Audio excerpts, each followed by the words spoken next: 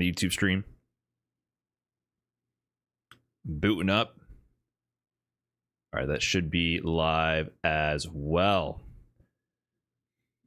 Is this another polar bear in Texas moment? Maybe. Honestly, I've been watching the Guilty Gear Strive Arc World Tour Finals for years now.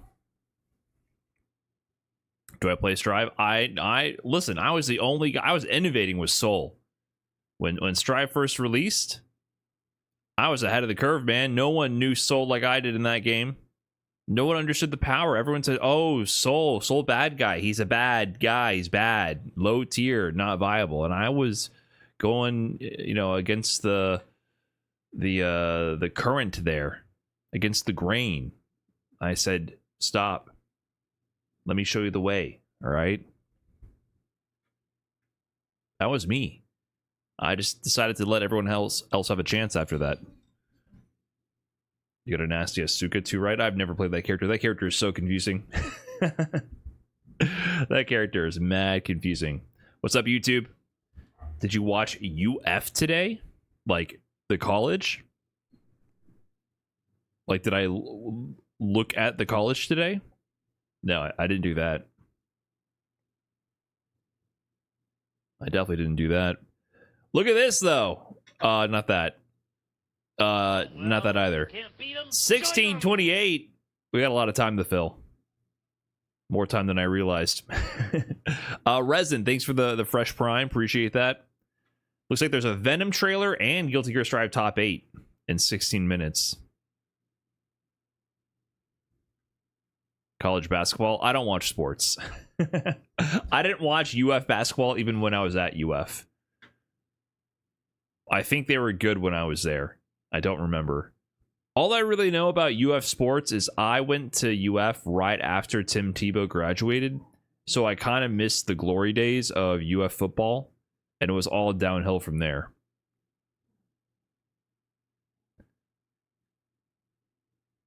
That's all I know. You look like you'd be a hockey guy? That's mad random. You think I look Canadian? Is that what you're saying? I'm from Miami. I didn't see snow or ice for the first 22 years of my life. Hockey? Do they even have hockey in South Florida?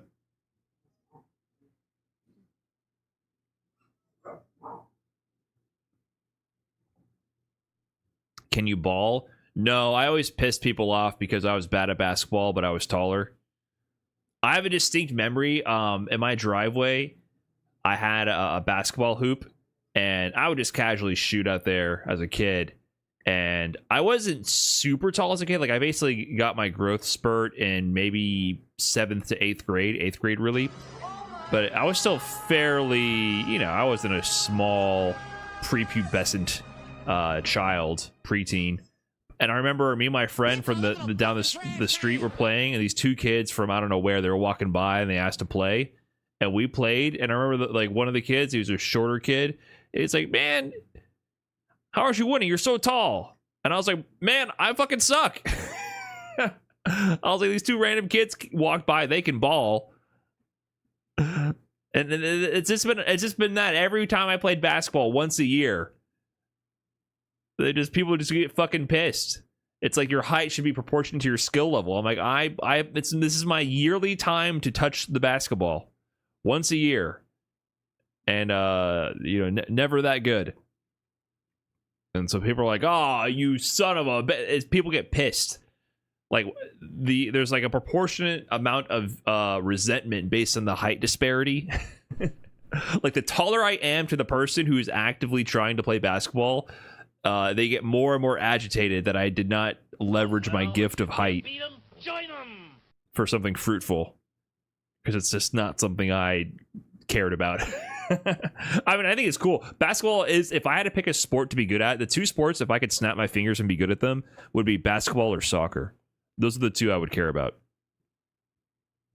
Jorg Wasabi, thanks for the 8 months. Slam Shut with the fresh prime, thank you so much. And Zin P1, what's up, Orlando? Thanks for the 3 months in P1. What's good, everybody? I choose tennis? Brother, you choose to be good at tennis? and you're not an active tennis player, who chooses to be good at tennis? Tennis, if you're gonna snap your fingers and be good at a sport, it's got to be the sport that requires the least amount of, I don't know, equipment, the least amount of setup. Soccer is the universal sport because you just need a ball. Yeah, why would you choose tennis? You need a fucking tennis court and tennis rackets and tennis balls everywhere. Tennis is awesome. It is cool. It is cool, but I just feel like if you're going the fantasy route here, I do think tennis is cool, but it just takes too much space and equipment and memberships and money. It's just one of those sports that is really heavily gate kept by economic resources, in my opinion.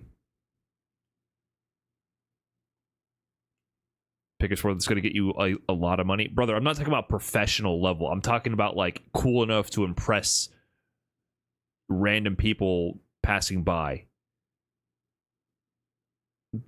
Come on. If you just want to have a neat skill, like an actual attainable for regular non-professional people skill, I feel like you're choosing soccer or you're choosing basketball. You're not choosing tennis. When can you randomly show off your tennis skills? You have to be at a tennis court. If you're walking by and someone has a basketball, you can just dribble the ball and spin it on your finger for a second.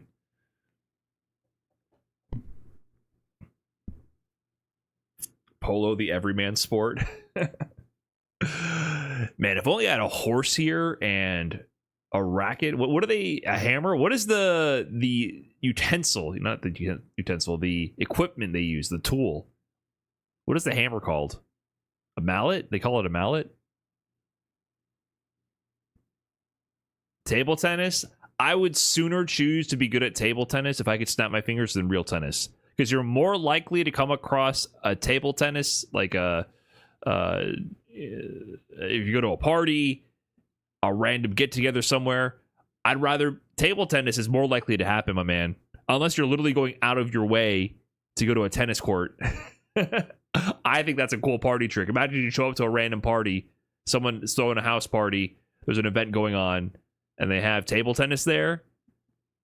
And you're not like so good where it's kind of dorky. You're just kind of good. You're kind of the best person there at the party, but you're not like destroying people to the point where it's just not even fun. That's the sweet spot to hit. Basically, it's good to be kind of like party game level good, where it's still in the realm of possibility for other people to keep up with you, so it doesn't feel like there's that much of a insurmountable skill gap.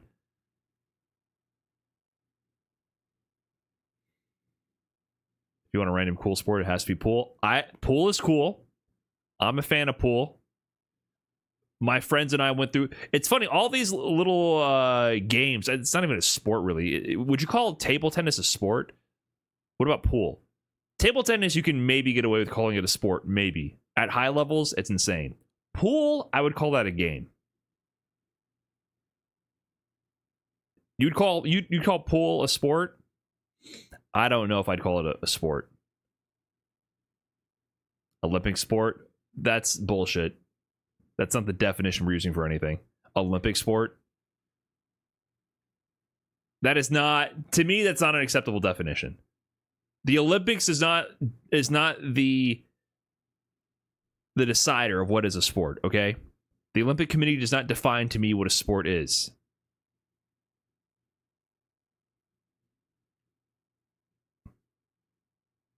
What defines a sport? It is a debatable question, but I'm just saying I'm not leaving the arbiter of truth here to be the Olympic Committee. That's all I'm saying. Like, what is they do with the horses, where the horses dance and they go left and right instead of operating on their normal linear pathway? Suddenly they stopped and just phase shift left and right. Dressage, is that what it's called with the horses? Now, is that a sport? Is that actually a sport? Come on now. What makes pool not a sport? I think there's a fine line between sport and game. Do you not agree? Am I wrong in thinking that? I think there's definitely a difference between a sport and a game. And some activities blend the two. I think it's more of a spectrum rather than a binary thing. Sports are games. Sports are a subsection of games, but not all games are sports. It's a rectangle square situation.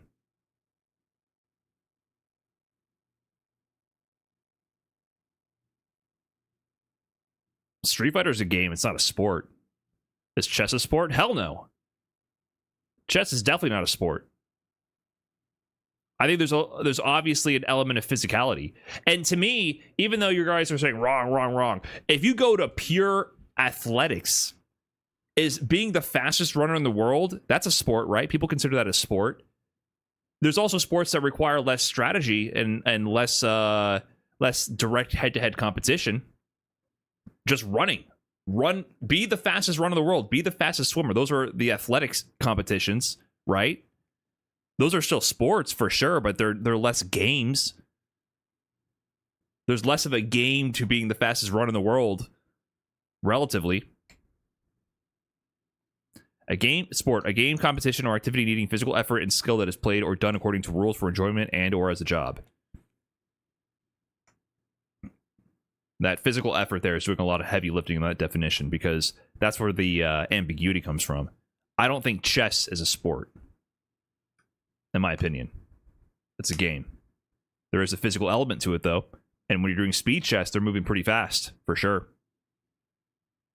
But I would consider it a sport. And that's why, to me, pool, I don't really consider pool to be a sport. What about esports? Esports are definitely not sports. Absolutely not. Absolutely not.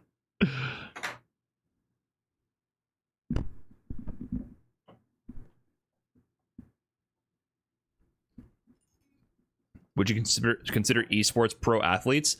I mean, you could put them under a similar classification. I just wouldn't consider them athletes. I don't think you're an athlete if you play a game professionally.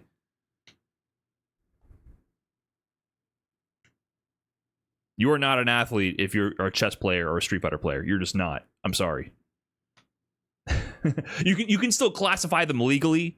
You're a competitor. Like, there's people who are professional competitors, and you can classify them all similarly. There's definitely an element of common utility to them. But you're not an athlete. If you play video games professionally, you're not an athlete. I'm sorry. You were just not. You are not an athlete. You're a professional competitor, and there are some crossover and there's some similarities for sure, but you're not an athlete. Absolutely not. I'm sorry.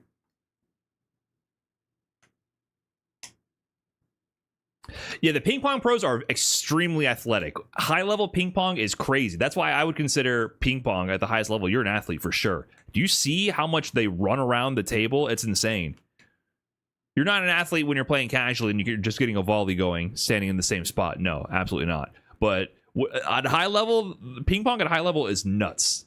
Absolutely nuts. For sure, sport. Absolutely a sport. Chess, though, I don't consider chess to be a sport. I highly respect chess. I'm a big chess fan. I don't consider that to be a sport. It's a competition in a game, but it's not a sport. Right? There's an ambiguity there. I'm not saying I'm the expert. I'm not the arbiter of truth here either. But is there not an ambiguity there? Am I wrong in thinking that? DDR is a good question. DDR, there's a physical requirement to keep up with it. But is that a sport? Interesting. DDR is a good question.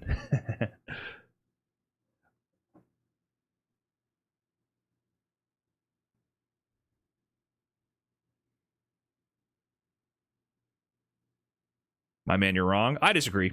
I don't think I'm wrong. You can't just say I'm wrong and then I'm wrong. You give no arguments. You're just naming other sports and saying you're wrong. Is gun shooting a sport? If you want it to be. But I don't think I'm wrong in saying that there's obviously a spectrum of physicality. If you can't acknowledge that, then that's on you, my man. If you can't see the difference between someone being a swimmer trying to get the fastest time and a person playing Street Fighter sitting on their ass, then I think you have broken pattern recognition in your brain. There's obviously a difference between them, and we can all be adults and recognize that there's a big difference in the terms of skill required and the what you train in between being a chess player and being a football player. There's a difference.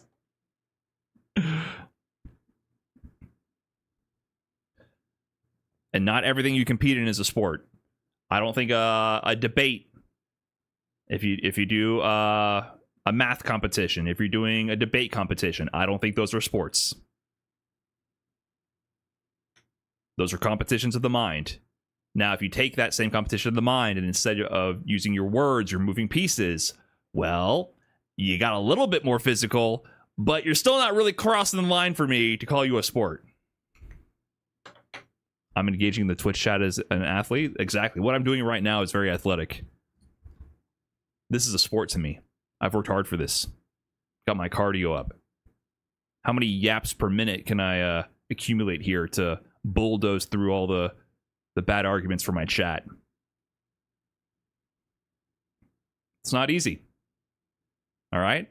I've been running all week. The weather's been nice. I've been getting my cardio up just for this moment right here. Don't tell me this isn't a sport. Professional Twitch yapping here. What? It's a kumite right now. It's 1 versus 1,000 pretty much.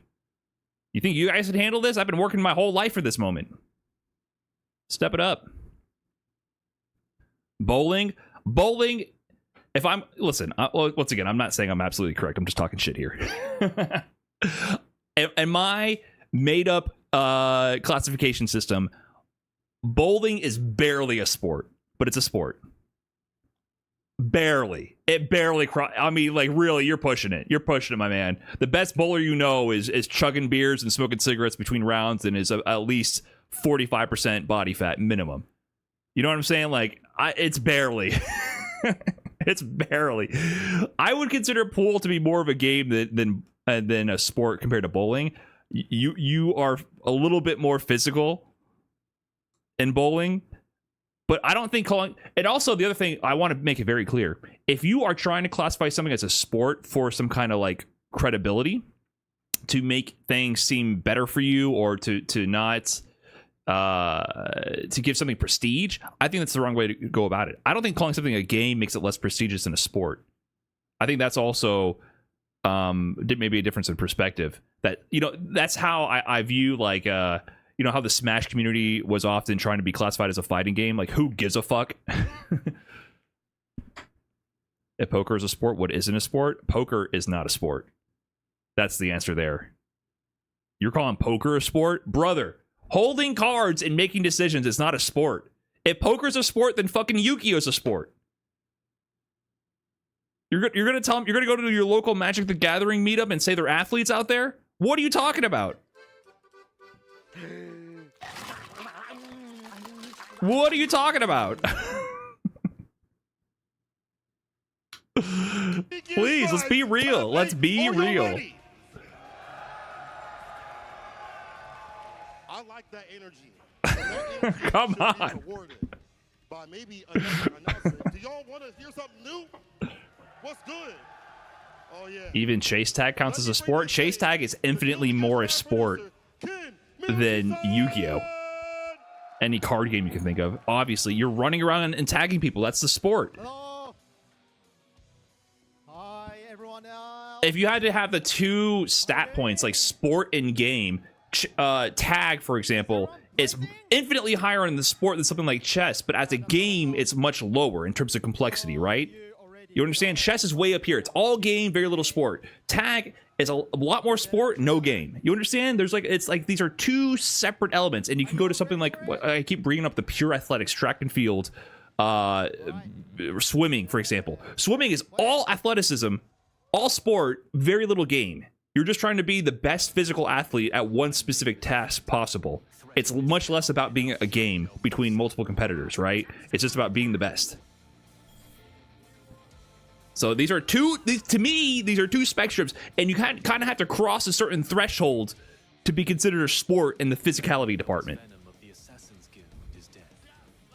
That's just how it is. I'm sorry. You got to cross, there's a certain threshold of physicality you got to get over for me to think you're a sport. All right, what did I miss? Venom. Speaking of speaking of pool, is Venom an athlete? Leave it to me. Victory! You pussy pathetic loser! Oh, you try to block with the That's all. cue balls on you. Much easier said than done. No need to hold back. I'm a professional. Phantom here's gonna whoop your cutie. What's the difference between an athlete and a sportsman then? The memory of my I've never heard the seven term birthdays is sportsman in my already life. etched on my soul. Is Venom an athlete or a sportsman? I'm not so ungrateful as to forget. I Bagoosh. will show you my all. Good luck.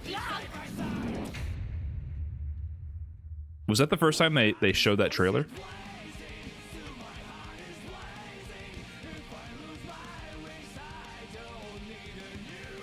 So what's Robokai? I forgot. They're straight up getting a character from Cyberpunk. That's so random. That's so random. All right. Thank you for watching. Yeah, Robokai and Venom is releasing in March 24th, just shortly after the Arc War Tour finals. Woo!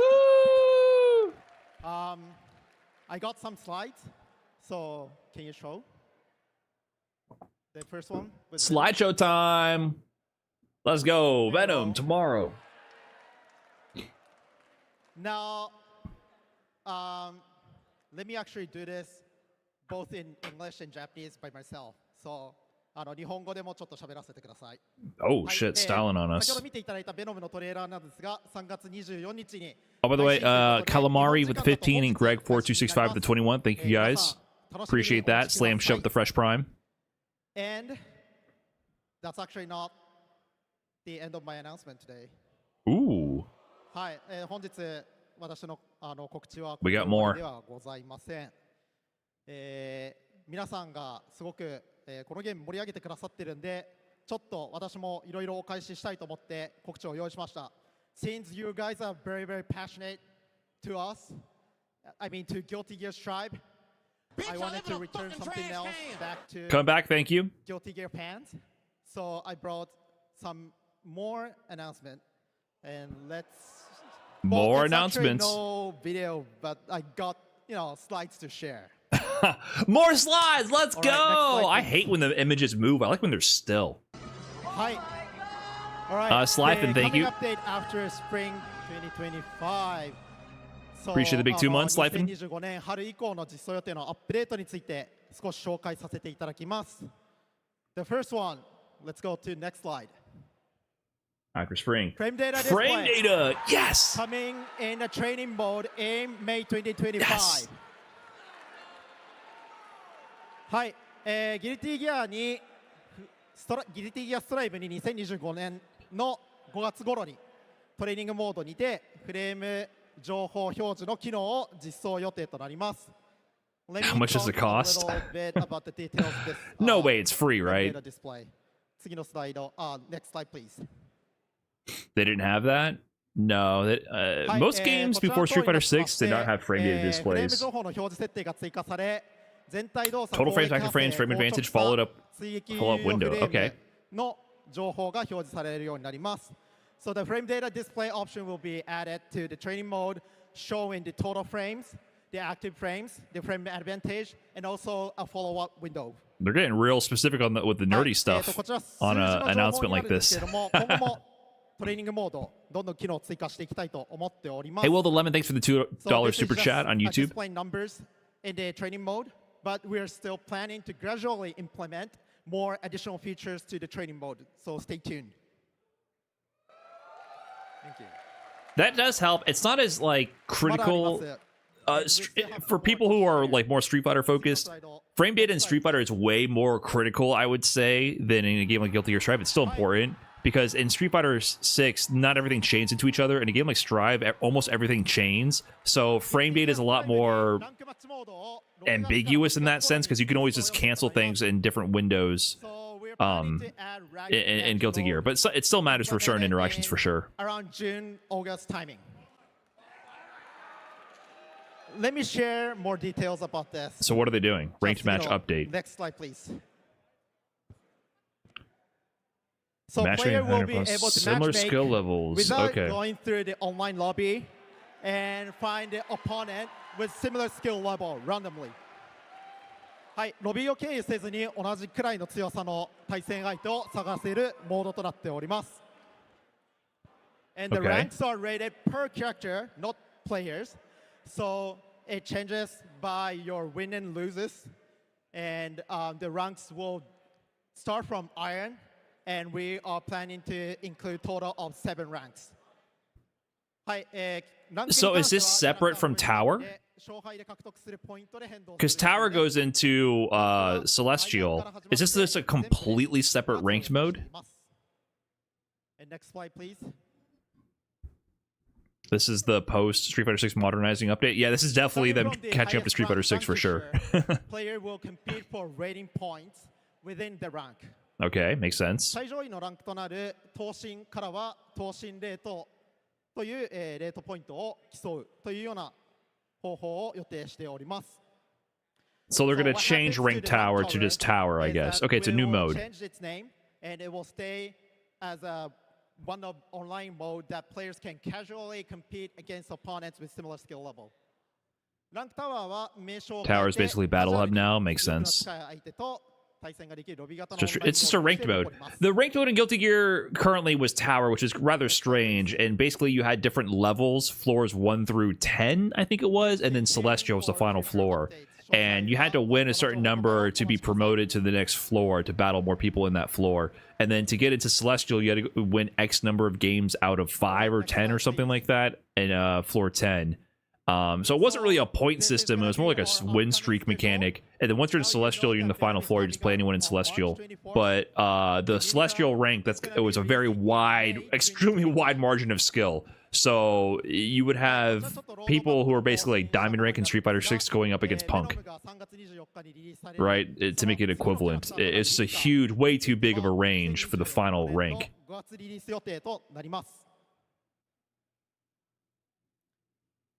So that's pretty much it for the Venom, game information. Unica. Is Unica a new character? I don't recognize Unica. Lucy from Cyberpunk. That's interesting. Upcoming event information. Like, as in a new character to the Guilty Gear universe. ここまでなんですが、イベント情報について少しだけお知らせさせてください。 OC from the anime. Interesting. That's cool. So Unica First Playable will be held at EVO Japan. That will be held at Tokyo Big Side from May 9th to May 11th. Have they showed a trailer for Unica? That's coming up very soon.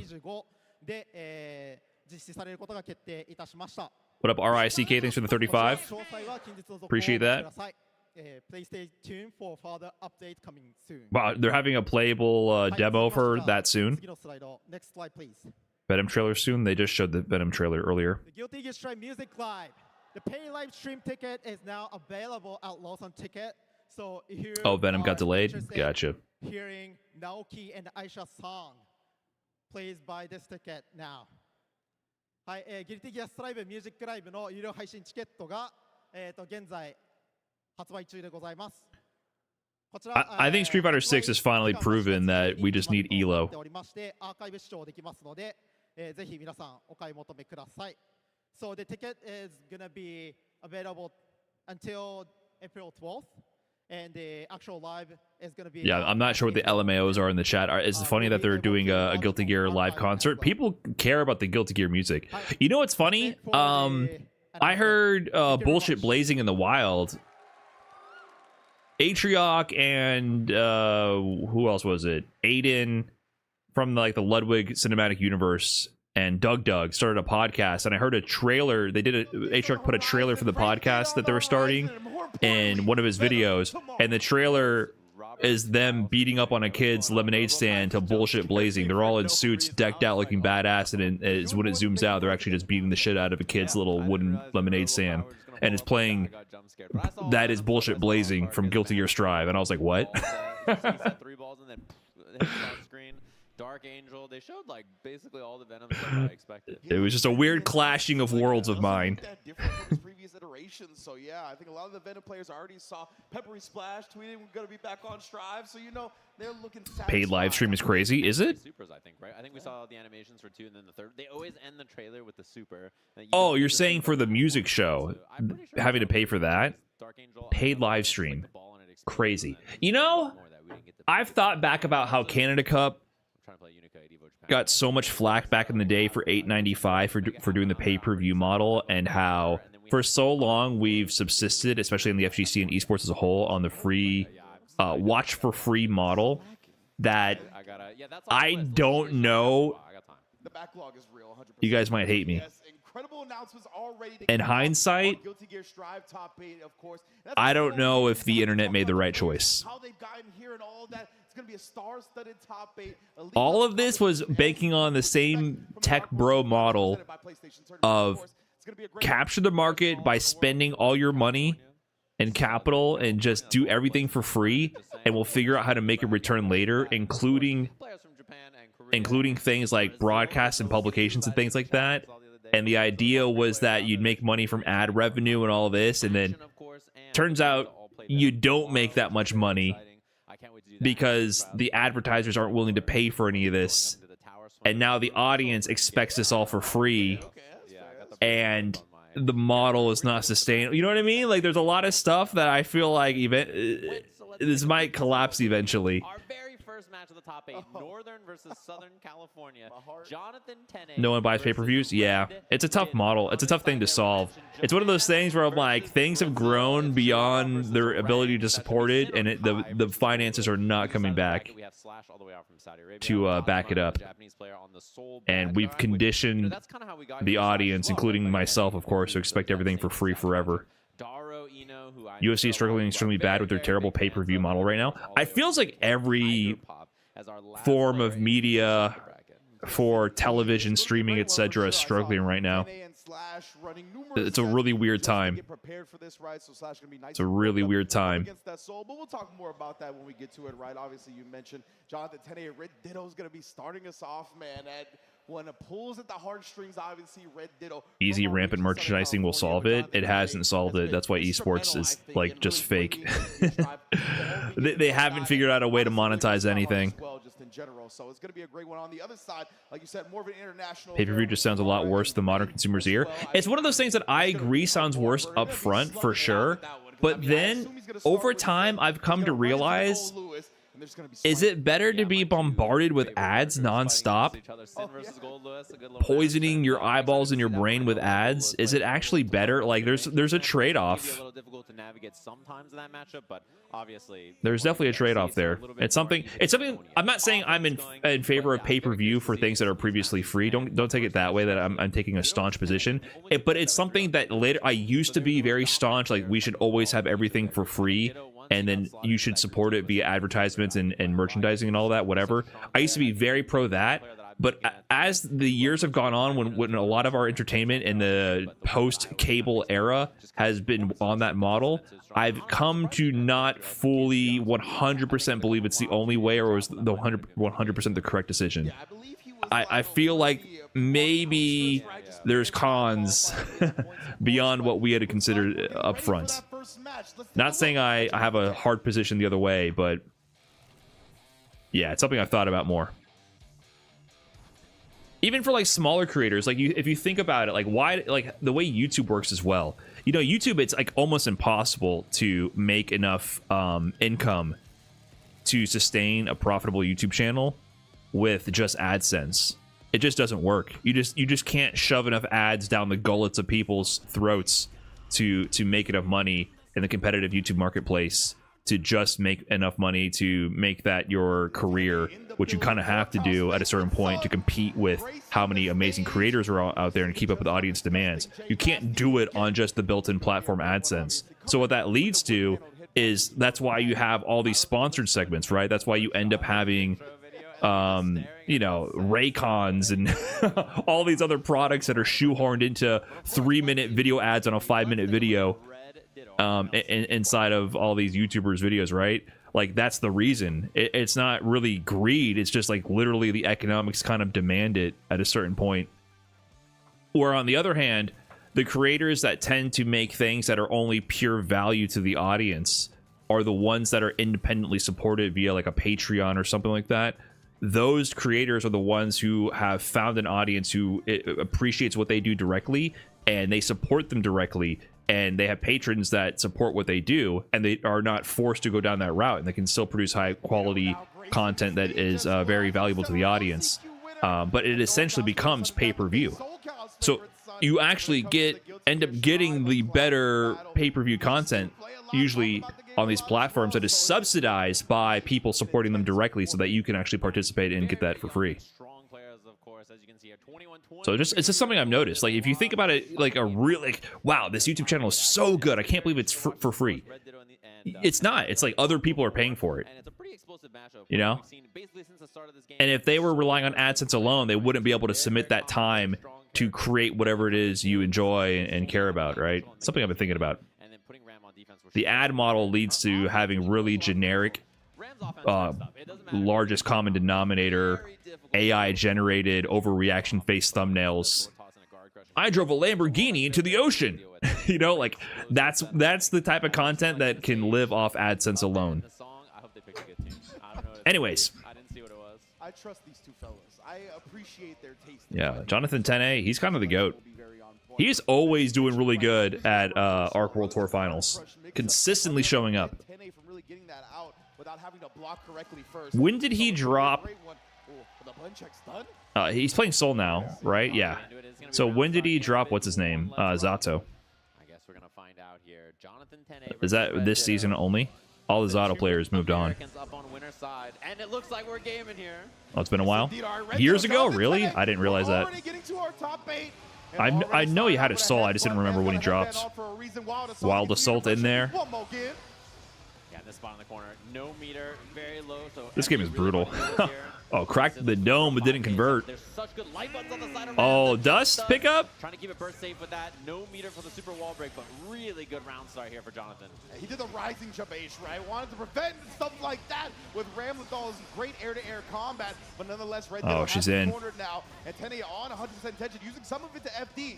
Has put himself mixed. RCs for the safety, but he's still locked down. Got a gas on the mix. Oh, fake combos, no tech. And choosing to hold it here as there's a wall break for Ditto.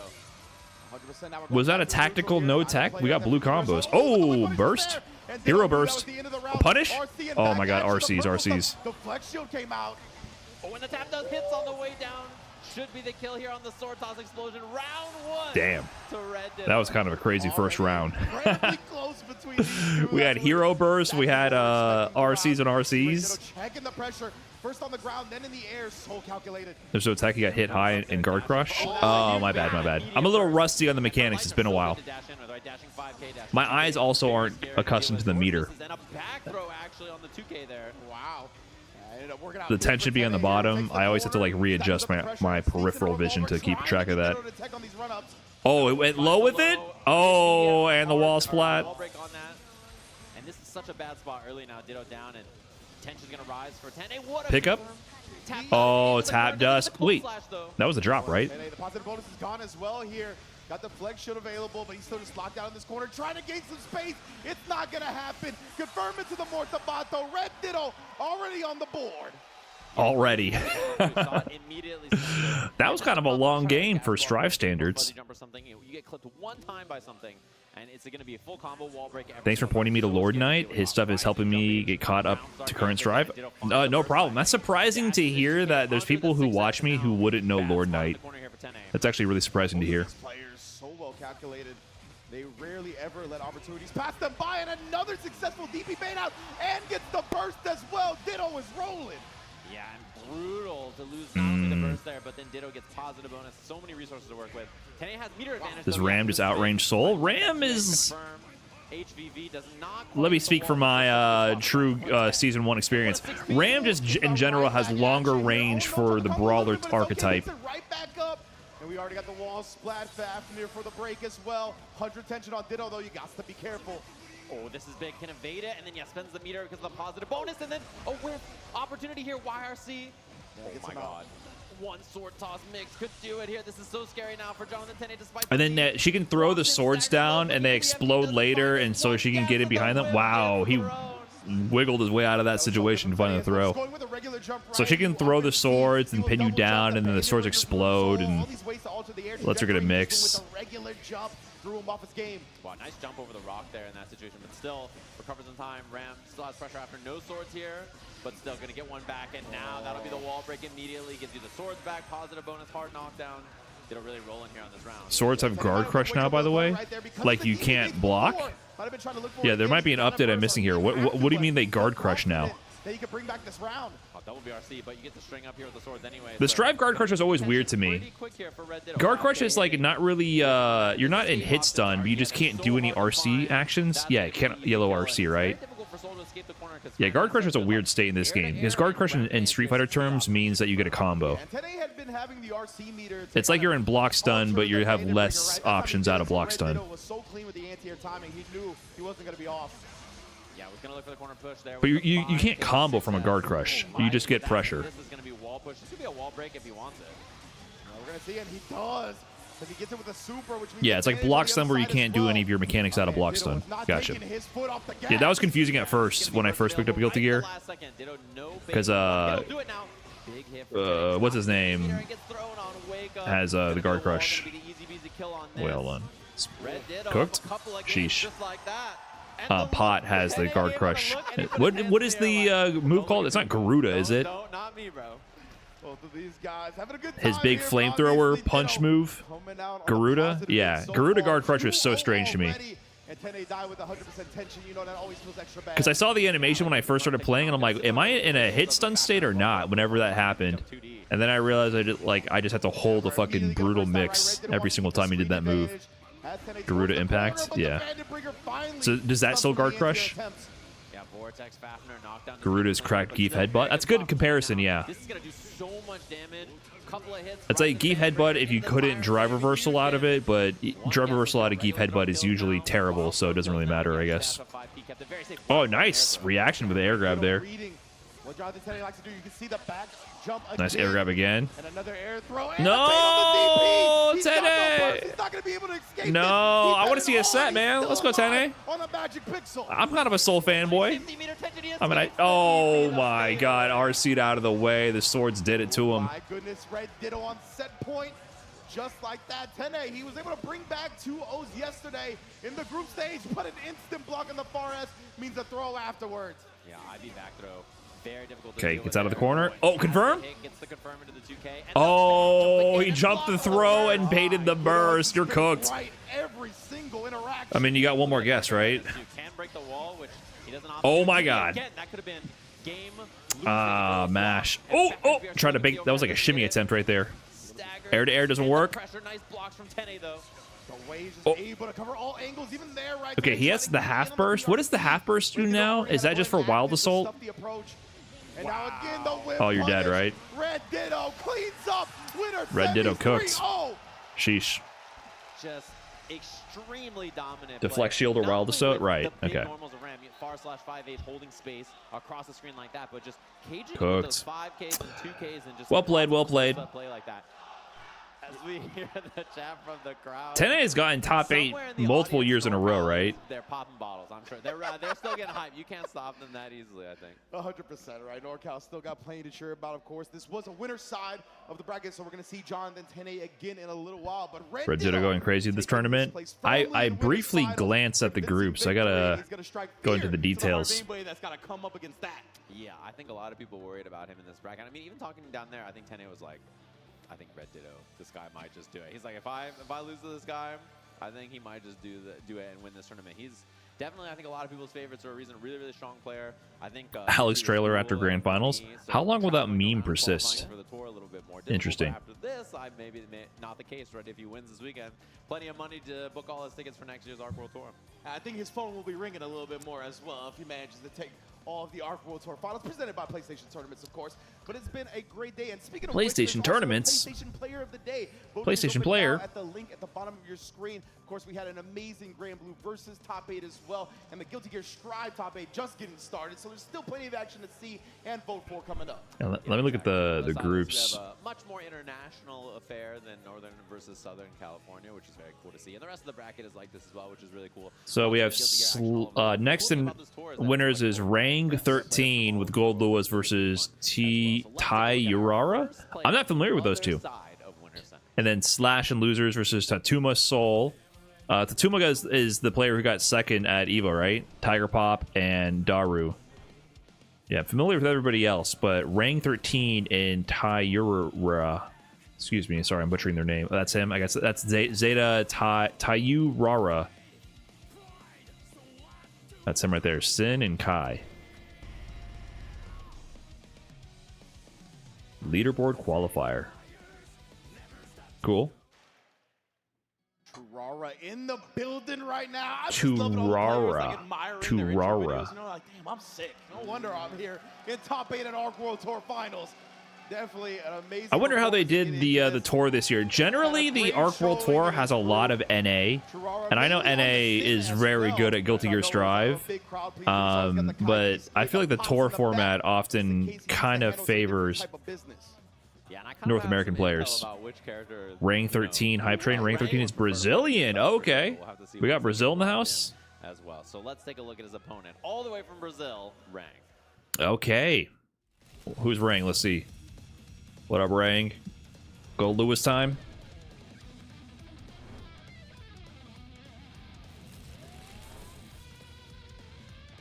Is that the hamster meme? Okay.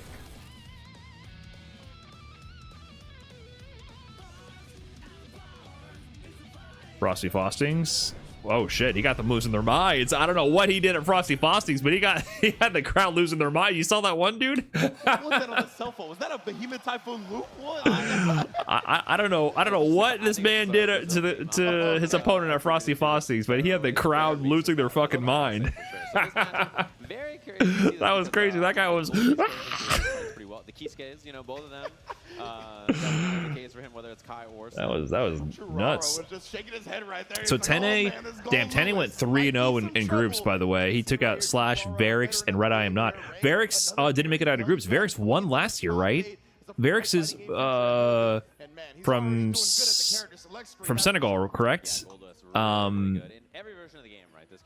Yeah, he won last year. I remember that was interesting. Yeah, that was very interesting.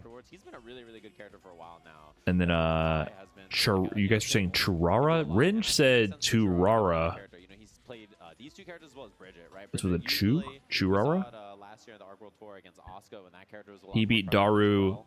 And that's kind of where he was with that. Turara beat Nitro, My guess is, like, and he's gonna start with Sin. Zando lost to Daru. Like, in the player room, he was warming up Rang both characters, 13 playing went Kai 2-1 in and groups. So I think both those characters are on his mind. Beat Rajo and Gobu and lost to Tiger Pop. If you had a choice, I think he's more comfortable fighting against the Kai. Sin is definitely a character where These groups are strange because it's only 4 people per group, so there's a lot of 2-1 ties based on game differential. Kind of rough. And it looks like a Churara. getting a bunch Churara. right Chu. now, so we don't know who he's locking into. Chu. He's button checking with Kai for the folks at home that can't quite see. So we're gonna see if he Rang is does. our blast today. But yeah, I'm with you, right? If you want to get into that slugfest war, Is he 15 that years old? obviously Gold Lewis is always looking for. I think Sin can fight that style pretty well. We might see Turara try to kind of tame it up a little bit and use the shock state and in general just the projectiles to keep him back. But of course, Gold Lewis has great answers to that as well, right? With the satellite, not really caring about the projectiles. So it is going to be the son of the gear. The growing boy himself. He's from Latin American, Brian. It's more than enough. It's a little. I mean, it's still, you know, he's a lot. He's the Brazil representative, of course. That's big, but it's just a little different. And narratively, than having, you know, a relative to the world unknown 15-year-old kid beat legends of the game who have been competing for a decade. Little different. I have not seen too much Sin in this game. All I know is people said he was bottom 1 upon release when he first came out. He was the last DLC character I was around for, basically. Yeah, he does run under that. He ended up getting negative penalty from all those backdashes. Oh my, surprisingly this is enough. a massive starter. He kept it very safe with the dashing 2K, but he could have exploded. He's off like that top 10 now. something bigger. 100% and Rang, nice burst timing as well, but the 6P answers the air approach. You highlighted that as something that Churara really needs to All right, can he get understand. started? And He got the corner now. Finding Clash cancel, he's out of there. Clash cancel? On that, I totally saw that. Oh, another drone. This time he Woo. dashes in. I like that he was a little Drone bit sets up the off. mix. Block Baited on the that, reversal. it's a huge punish. It's so high in the air. Off the wall, 2H again, and he gets set up here. One Drone death down. round. Overhead. Fuzzy, scary stuff here. Goes for the regular throw. One gets more. away. Big headbutt. Can he survive? He does not. Gets caught flinching in the end. Rang Bodied. off to a hot start. This is the thing about this matchup. Is you Girl can run Lewis away got and some hold the set for play, so long man. and then that happens, right? That's what makes it so scary. So you have to be very, very cautious about that. I missed DPRC. They got rid of DPRC. DP read, right? Churara, he represented it. That was a thing, right, in season 1? Support that and really maintain control of the round. We'll see Churara's DP habits going forward. And right now, Wait, that's your the DPs first are to commits wanna now? beat that damage. Oh, wow, this all right to beat the cross. Oh, you're committing on the wake Kill on up? the wall here, barring a drop. Has the super available even after this double BT. Easy peasy. Sheesh. My goodness gracious. Even It's gone, thank God. This game is ham. He's well versed up against the Sin as well. And hell, if you don't get to play, I don't even need to be well versed. And he's got to have a thing here. But you also can't throw them. To play the character matchup, he's Oh, playing. right, you could throw the Sometimes a couple of DPs? things go wrong and it's over. Yeah. That's just how it happens. Yeah, it's one of those things, right? You can kind of get in your own Well, head about I didn't it have to and do kind any of that because I played Season 1 Soul, so you could just whiff light DP over and over, and no one could punish you. Oh my goodness, speaking of getting out of control. It was plus on whiff. Yeah, looking for the wall splat here, although it does cost all his stamina, so very expensive. Bracket command is still Capcom Cup. I don't really have a command here, sorry, or a bracket. And he does have meter to extend, which I makes can a link lot you to of event sense. hubs. Even things like that beak, if he fast RCs and get combos off of it and stuff, but chooses not to. Look at this behemoth Typhoon mastery right now. Switching sides at the very end. We gotta block that and into the drone as well. Ooh, Oh. that's into the spooky head. Churara fighting back though. Hold on. Oh, confirm. Here to get the wall break, basically no matter where you are on the screen. Okay, so get the pressure. Got the 50% tension. Or see the super PRC. Oh, like the startup was there, but reversal, got stuck what? out of it. Yeah, he delayed it to try to catch the timing on that. Very smart from Oh, whoa, he's it. Oh, blue RC back. Oh, shit. Easy peasy, 5P into the close slash for the kill. Sniped Blue on the RC'd right back at him. Churara starting to roar back. Oh, out of there, just Or escaping that. do people call it? Is I it like the PRC? movement attempt from Rang there to try I always to call get out of it. the way It of looks blue to me. Elcon spends it, and he gets the wall break on this again. Expensive with the The same one you do level, raw here, just to but use move. your pressure kind of like the same way. Oh, try to react And to slow that. down the screen. Trade It's for blue, Single. right? Able to knock Lewis down Oh, the anyway, reversal but now thing. the tides have turned. Quick burst to remain alive in this round. I don't remember purple. I know yellow is like drive reversal, red is for combos, and then blue you just get to move. You just get to float towards them and slow the screen down. Very smart right there. Purple's on whiff? Okay. Didn't get close slash. Oh, that could have been a confirm too. Wow, he is swinging. Oh, That is a punish nice to beat punish. with a raw BT like that. Wild Assault. Against Gold Lewis, gotta be careful. Oh, that was a little shimmy attempt on that one with the drone behind him. Oh, the Overhead. there, not enough to kill, but Wumbo again will do it. Ring here, putting a dub on the board as well. Was up the jaw. Thanks for the big 33. Appreciate that. Hard called out backdash. Round start dash up BT to catch it. Oh, nice anti-air. As well. The sharpest elbows in the Oh, he just business. that was a safe jump, I'm assuming. Why is he just eating the safe jumps? And he hasn't gone cross him yet this time. Oh, you can cross up? Okay, there is a mix. Oh my god, he just got Ran away vortex. with that round. Perfect on the board. All smiles as well. He's having a great Oh time. god, to be a modern fighting game player, to get on a plane, I was thinking about that today about just Street Fighter 6, but to get on a plane to fly across the planet to play these games, He has like a couple of options to change it. first to 3, first to 2, You block it. my goodness. Flash into BT, right? So like you're stuck no matter what. My goodness. Imagine getting on a plane and going across the planet to deal with that shit. Oh, he needs the 3-0 comeback now. Oh, now he's Oh, he's in trying to be there. more Oh, offensive punish? around, and Rang is just jumping over with jump D, which means you gotta go back. Oh, he's swinging. Spot to be in the Oh, this looks so hyped to not have to deal with. Whoa! FD's out, still gets close slash. Oh, he's going ham. Look at this The big Ring boy's all moving. over him Oh my again. god, the big boy's moving. Smothering pressure, whether it's a clash, no no matter what it may be. You're talking like the old games were much different? The old games, you died way less quick, and they had way lower damage. And the execution was way harder. It's much different. People drop their combos all the time. It's way different. Damn, he's scared. Oh, he backed himself all the way to the corner. Didn't want to take a drone? Oh my god, he's getting the shit beat out of him. Interrupted on that. Not too much damage on that though. 2K. Rang is kind of cooking. Lower damage is debatable. Lower average damage in practice for most older games. Depends. I mean, obviously, we're talking about games is very generic. But if you look at like the Street Fighter series and other series, generally they were lower per interaction because it was harder to convert into big damage and also harder for situational awareness and execution to achieve that. So in practice, the damage ended up being less, except for like niche scenarios or like hyper optimized scenarios. The average tournament round match generally did not have as much damage. Street Fighter 2, yeah, Street Fighter 2 did have big damage. That's for sure. It's not every game. Yeah, and like realistically, his offense is not as good. I personally don't want to play Street Fighter 2 though. Street Fighter 2 is degenerate as fuck. So I like that choice a lot. Oh my god. That's one of the best ways to get some significant damage. The 2D finally finds the counter hit into the super again. Churara on the board. Okay, fighting back. And Sin's offense, he has a lot of plus frames, but Yeah, ST and not as threatening as some other characters. oh man, those games are brutal. But he doesn't mix in the same way a character like Gold Lewis can and really get the power of the offense. But even in those games, you had to practice for hours to be able to do a fucking fireball or Shoryuken, so they still had the execution barrier element to them. Rang definitely concerned about it there. Oh my, what a trade. Like if someone killed you on one fireball to DP anti-air, you at least know they did the right input. That didn't quite make it with that micro dash into the 2K. I like that. Looking to fake out overhead low, then finds the hook. Full launch on this. Oh, wait a minute. Churara didn't like those other games. He didn't like getting beat down in the corner like that. Oh, he's going in. Another throw after the tick. Very sick stuff from Churara. Oh my god. Boom! Breaking.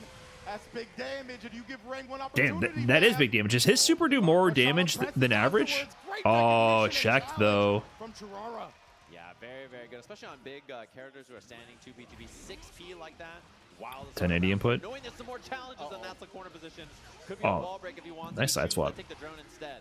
So that crosses you up just to bring you back into the corner. The DP finds this mark. It's gotta feel so sick to be good at Go Lewis, just physically. Imagine whipping the controller around, doing those combos. If you guys don't know about Gold Lewis, his I forget the typhoons they're called with the coffin. He has every combination of half circle directionality available. They all do different variations of the typhoon. So half circle starting from back to forward, from forward to back, from up to down on the right side, up to down on the left side, down to up on the right side, down to up on the left side. So if you don't know about that, you're literally whipping these half circles around all different ways, and they all have different properties. So from right to left on the upside, from left to right on the upside. So imagine being actually good at Gold Lewis and just beating ass. You're doing so many half circles. It's got to feel crazy when you actually get into the flow with him and you put in all that work to be able to master his moveset. From what I hear, he's pretty degen once you get there, but it's got to feel crazy, just physically. And Rang is playing on pad, right? His left thumb has got to be so fucking buff. Let's see. His left thumb's got to be like 3 times the size of his right thumb. His palm, the meat of his palm, got to be huge. I would never want to play Gold Lewis on hitbox, but I hear that there's people who say also that his Gold Lewis is doing that is not bad on hitbox. I can't imagine that being fun. But I like that input scheme design. It's very interesting to me to lean into the traditional formats of executing for fighting games with arcade stick and pad. It's pretty cool. Very hard to wrap your head around. I played Gold Lewis when he released a little bit. It's very hard to wrap your head around.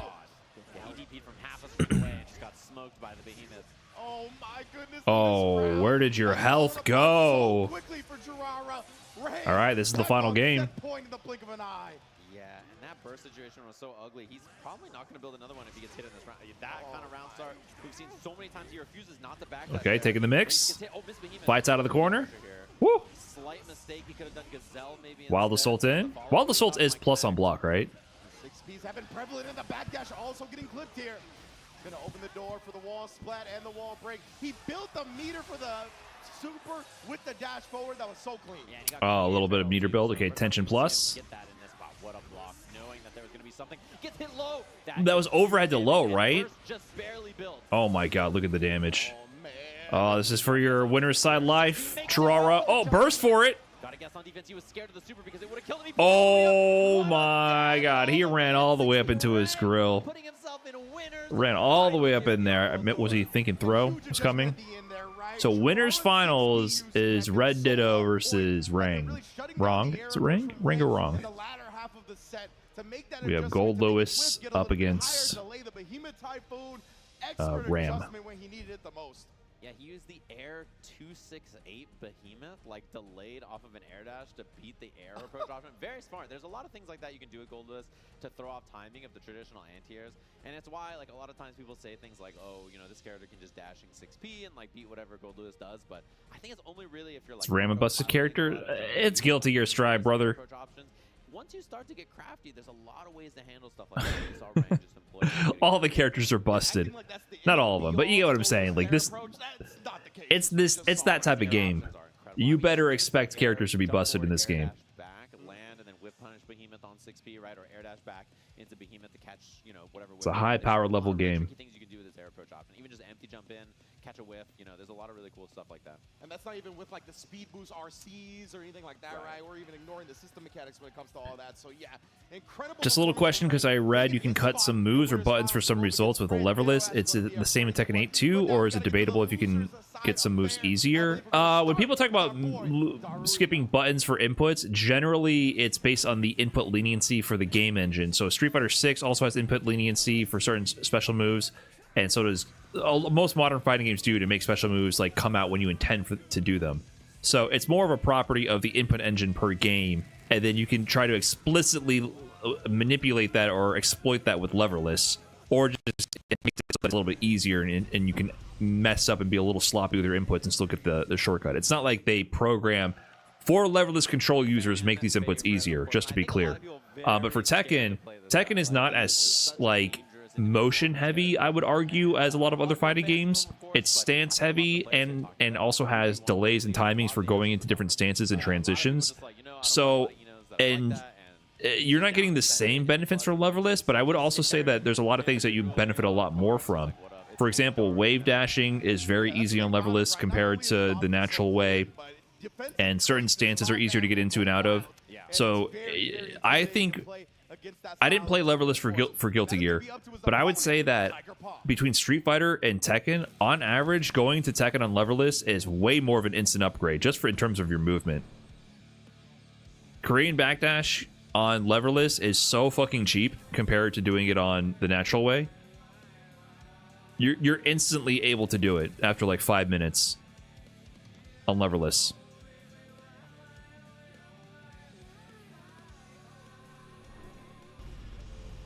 Yeah, Electric Wind Godfist, getting that perfect. Yeah. The natural way is loaded. Whatever, bro. You know what I mean. So there's definitely a lot of things that on leverless are easier on Tekken. I don't know about everything, because I'm not a Tekken player like that. But for sure, when I went back to Tekken on leverless, there was a lot of things that were really like, oh, I can just do that. I'm expecting the Happy Chaos as well, just because it could definitely provide some big obstacles for Eno to get to it. But Tekken doesn't use the same style of special move inputs with input leniency that a game like Guilty Gear or like 2D games do. It's different type of input engine. Daro Eno. He has been the Eno for forever. definitive Eno of Guilty Gear. Yeah, and I feel like he's de-aged like 10 years. Right? 'Cause he looks so good. He lost like a bunch of weight. He was like, yeah, I'm going to lose a bunch of weight, get fit, look a lot better. And he was posting some progress, and I was like, holy, like he looks 10 years younger. I don't know, it just happens like that. Absolutely, man. And you know, that has been Tiger Pop had the Balatro Joker card. Can kind of coincide and have some chemistry with the mental health and just your outlook on life. It is definitely part of the out-of-game meta that we should talk about. And Daru, of course, is taking full Are they advantage of starting? that. On the other side, Tiger Pop. I got an ad. Sorry, my bad, guys. Most likely starting with the Happy Chaos, as we said, gonna be Oh, I should have ran. I'm running the ad. They were button checking. Okay, I'm running an ad The 6P, just like gunshots in general. If he for the manages Twitch to get audience. curse on top of Eno, it's very Sorry, difficult for Curse to dash the ad has to run. around and try to thread needles when that I should have ran it red earlier. lock on so quickly. Yeah, like it's hard for her to like, I'm use sorry. normal movement options as well. And the other thing is Toxier Len, thanks for the fresh prime. Appreciate that. you just get that wall. Fire the ads. Yeah, that's rich coming from the YouTube guys. Some of you get ads though, right? I don't control really the ads on YouTube. I don't really know how that works. As well, if he manages to preemptively put it out. So that's another option that Daru has to play around when trying to get in on this Happy Chaos. Let's get into it. Losers round one. Daruino versus Tiger Pop. Already off to the races as we get a burst. Tiger Pop looking to not give Daru any momentum out the gate. Yeah, and I like that they just pulled out the gun immediately and then just said, I'm going to get cursed Shooting. on and make this happen very quickly. Smart burst timing from Daru as well. There. Uh-oh. Oh, and a backdash escapes. And that's a scary one. Man, big chance now. We'll see if there's wall break. Eno's combos are so much better with this move NLA and then also the new HCL that they gave her a little while ago. There's so much more opportunity for her to route into wall breaks off stuff like that. Delay, and I love the wake up 6B there. Calling out that delay. Oh, is that the bracket? Here. I will copy that and update the command. Study the stay tapes and then the high 10. Sorry, Putting him out I think there my with the stream's far dying. as you already know. Slurp, thanks for the 18. Wall splash into the X. So Happy Chaos, huh? People still complain about this character a bunch? This is so hard to deal with. You know, obviously they have so many mix-ups options to go for here. And just running, close slash is going to be gun. And then what kind of mix-up afterwards? You have to deal with the left, right. You know, all kinds of stuff. Tap dust, very, very difficult. He's just one of those archetypes that people will forever complain about. Give up immediately in the round here because of it. Wall break early from Daru. Yes, but he's been quite nerfed. As an ex-JP main, I will always have a soft spot for the obnoxious zoner that everyone deems too broken. With the HCL, my Oh, goodness, you're getting Daru mixed. Shoving it up right now and taking a heart from Tiger Pop. Yeah, pretty brutal. I think Tiger Pop's done a good job of intercepting the movement options so far. 2S's and far slashes and 6Bs on hover dashes and strokes. But Okay, what's still the very mix? difficult because as soon as Daru Float gets in overhead? there, you know he's going to cook. Yeah, 100%. And you know Happy Chaos, obviously, once he does get put on So the what's back foot, changed with it's Eno tough over for the him to actually years? get a character off of him. She was pretty linear. She was, in my opinion, the most linear character when I played Strive in Season 1. Break the wall there too. Was available. Not that she didn't annoy the shit out of me, just high-low mixed for days. Gonna get the break off this. Oh my, wall to wall like that. This is the power level of the Guilty Gear Strive characters nowadays. Everybody converting big hits off anything. Oh, it finds the low. That's huge here. Not quite on super just yet, so it doesn't take the break. And then the reset. Super on the wall should be the kill. Bring out the guns. Let the shots ring out. Tiger Pop. Tiger Pop. Oh, already. Yeah, and just good challenges on these hovers, you know, strokes and other opportunities to approach, not getting beat up too bad. The big thing about this character is you can really kind of swing on her, right? Like she actually does leave like pretty large gaps. More movement options now. You have to be brave enough to do something about it. Yeah, this is her. I feel like Daru's been doing some different approaches. He's doing the command dash up, but then I feel like he's doing a double command dash. Did she always have that? I don't remember that. Against somebody like Happy Chaos, right? Who was making you block bullets constantly. RC for the burst. My goodness, every angle covered. Yeah, I like the curse into the gunshot for the wall. The double dash in the air. Rolls Oh my. over, but it's out of concentration there. They have to get it Damn. at 6S in neutral. You know, the gun Clocked. for control has been a big deal, but I'm really impressed with the normal usage to stuff all of the approaches so far from Tiger Pop. Legitimately, he's used damn near the whole plethora of them, right? We've seen the success so far. Mix. So many Goes overhead on that one. What's up, Shade Wolf? Thanks for the big 5 super chat. Appreciate that on YouTube. It's a good way to practice performing quarter circles. I have a really hard time performing them in Street Fighter and Tekken. Whenever you practice execution for a special move, make sure to have the input display on. And look at your inputs and pay attention to what you did. Feel what you did with your hands and look what the inputs show you on screen. You should see the down, forward plus punch or kick button. and your special move should come out. You should associate what you do physically and how it feels with the input display on screen. And then when you don't get the special move, look at what the input showed you and try to diagnose what went wrong. And so make every attempt something that you can get actionable feedback from and keep iterating. And then try it from different starting positions. Try it from walking backwards, try it from walking forwards, try it from holding down back, down forward, etc. Oh my, disgusting! Quick BRC low after showing the air Sheesh. approach. Yeah, you ain't blocking that. That's the Draki. Thanks for the 7 months. But I love the immediate spend on the 50 tension for Overdrive to break the wall, so burst wasn't even going to be a factor. Very, very Yeah, in general, just a lot of people don't like to put on input display in training mode, and they don't like to look at their inputs. Like, you need to look at your inputs and feel what you're doing and look at the inputs for feedback. It will reveal the mystery for what went wrong, and you just got to get a good understanding of what your inputs on the input display mean in terms of what happens in the game. Oh, he's getting mixed. And then what your hands did and associate with that. You need feedback. Sheesh, he is fucking mauling. Already another round on the board. Yeah, they just spot the air. He is mauling. Mix up, cross up, roll. Like, there's just no human who's gonna see that. 2D round star gets the concentrate here. All kinds of resources to work with and takes the mix up. Nice block and the deflect, but hard to get away here. Running out of meter because of the FDs. Oh my, it's Tiger Pop. Oh, the pressure. Jeez. Wall break here, but they're always comfortable in this neutral position, right? Jump 2K. And this should be But does that bounce like that on counter hit only? That was nuts. That was like a jury jump heavy punch and it bounced for a pickup? What the hell? That looked like a jury jump heavy punch if it like bounced them off the ground for a full combo conversion. They've been completing every hit that they pick up. I'm sure Happy Chaos still is a zoning demon, but Tiger Pop is just getting success with Rushdown. This is a shit ton of Rushdown. Oh, the roll through. The fact that he has that roll for the mix-up is so nasty. That was such a good burst point too because Tiger Pop was out of focus when Daru. Your recent guide finally pushed my brother over the edge, and he started really learning Street Fighter 6. Hey, that's awesome, Stinky Mowgli. Glad to hear that. Happy Chaos isn't much of a zoner, so he's all about the pressure now. Yeah, because Tiger Pop is just rushing Daru down like crazy. Burst. Okay. Needs one more hit though. Can get the mix going. Because Eno is still just trying to vortex you, right, with the high lows. Oh, he's in. All right, what's the mix? Oh, mess with the pressure. Just gets thrown out of it. Getting back thrown in Guilty Gear Strive feels so bad. Low? Wait, how did he get out of that? He backdashed through it. Blocks on the low. Oh, pickup? We got a game. Backdashes are invul. Oh, right. This isn't Street Fighter. Wait, were they always invul?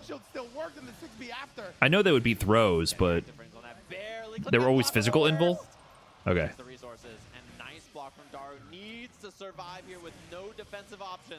Mix on the roll. Oh, chase down the backdash. Is that it? That's it, right? Tiger Pop does it. Over Daru, Eno gonna advance into the losers quarterfinals.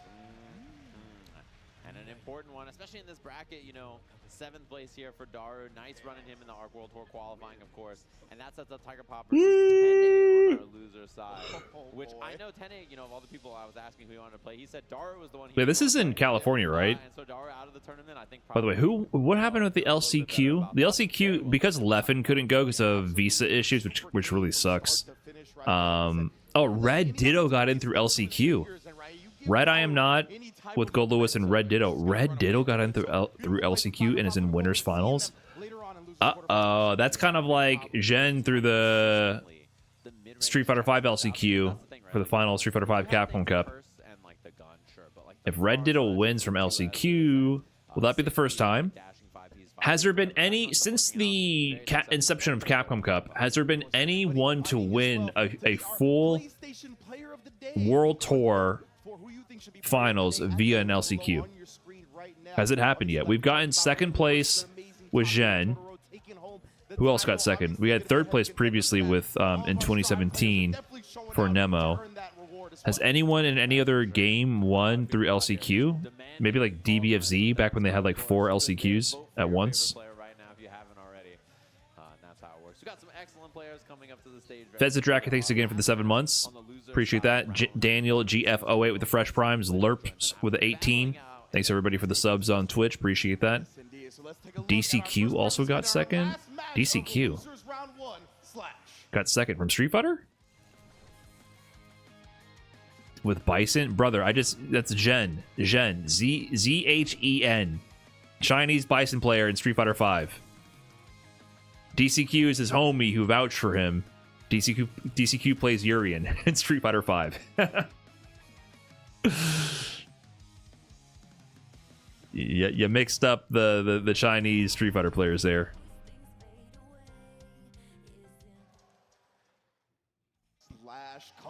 That happens. DCQ did tweet out before the LCQ started, though. He's like, oh, I think Zhen's going to win. He vouched for Zhen ahead of time, and then Zhen cooked everybody except for Mena.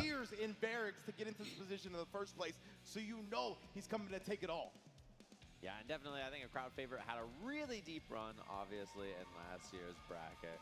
Slash back at it. He's always going far as well. At his opponent.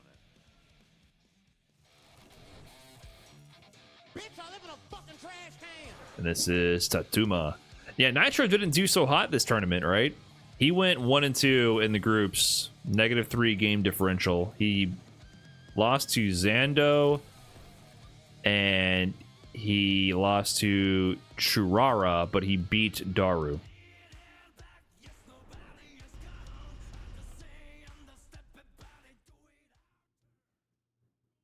Swallow91, thanks for the big 49 months. Our second solo player here in the top 8, of course. And I saw, as you mentioned earlier, 10 and Slash knowing that this is going to be the matchup.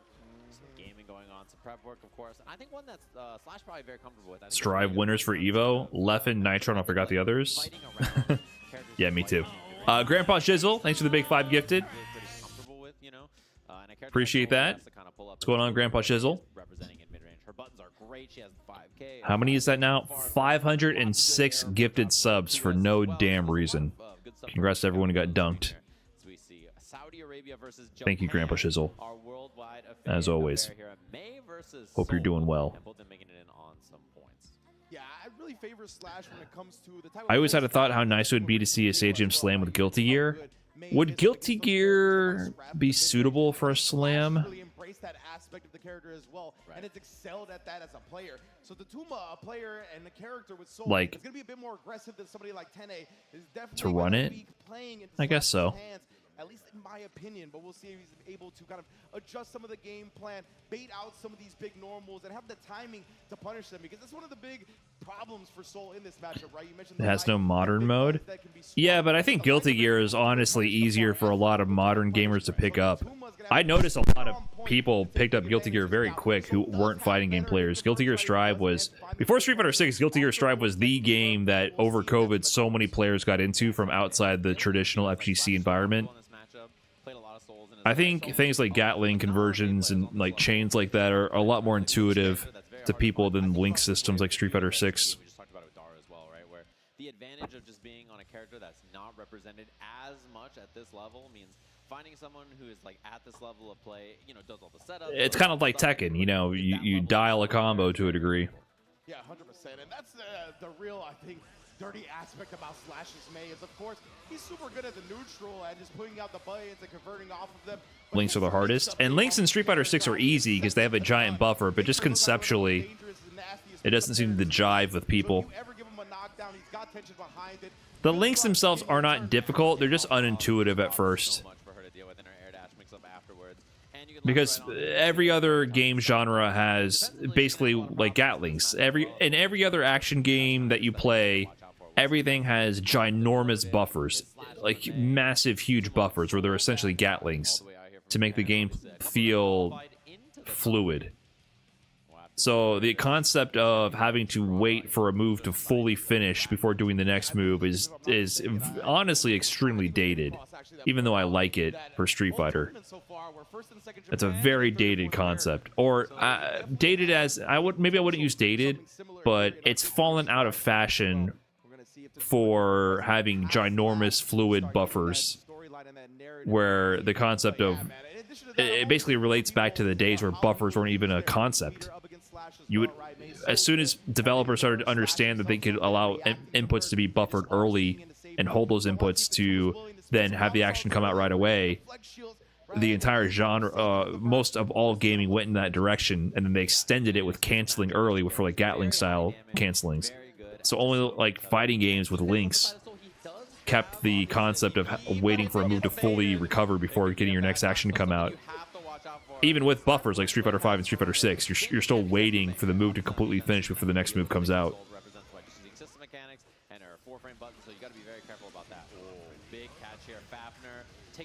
So that's a big hurdle for a lot of people getting into Street Fighter. They just can't get it. Even though it sounds intuitive. Hey, wait for the move to finish before the next move, doing the next move.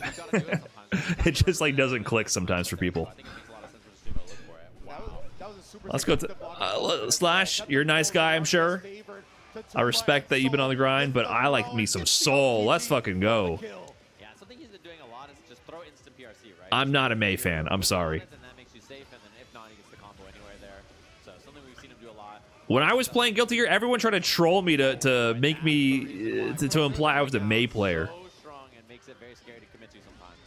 I can't believe people thought that Balrog and Mei were at all similar. Absolutely fucking not.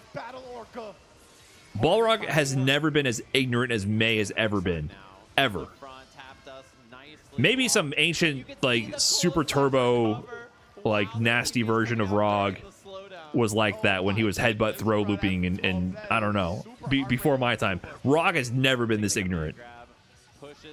She's more like Blanca. She's Street Fighter 6 Honda. She's season 1 Honda. Swinging in case the Tuma felt frisky and then whip punishing the 6P attempt with a slide. Oh, Dolphin right back in. You thought the pressure was over. Let's go to Tuma. Nice conversion. Wild Assault in. Oh, big counter, big damage, and the wall splat. Kind of high up though. Couldn't use the super, right? Oh, you're dead. Burst? What? How you gonna burst? How you gonna burst? When's the burst coming? Oh, on the last hit. There's a whole like burst meta right there, like when they're gonna burst, if he was gonna bait it or not.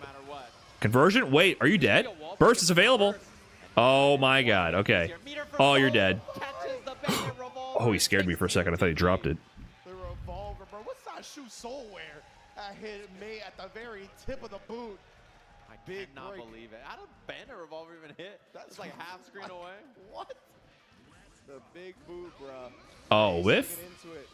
And now already a burst out from Slash again. Again, so important for these players not to give the other staggers. Oh, Wild Assault extension. I see the combos. Oh, RC to the corner. That immediately wall breaks? Does the sweet spot heavy DP just wall break instantly?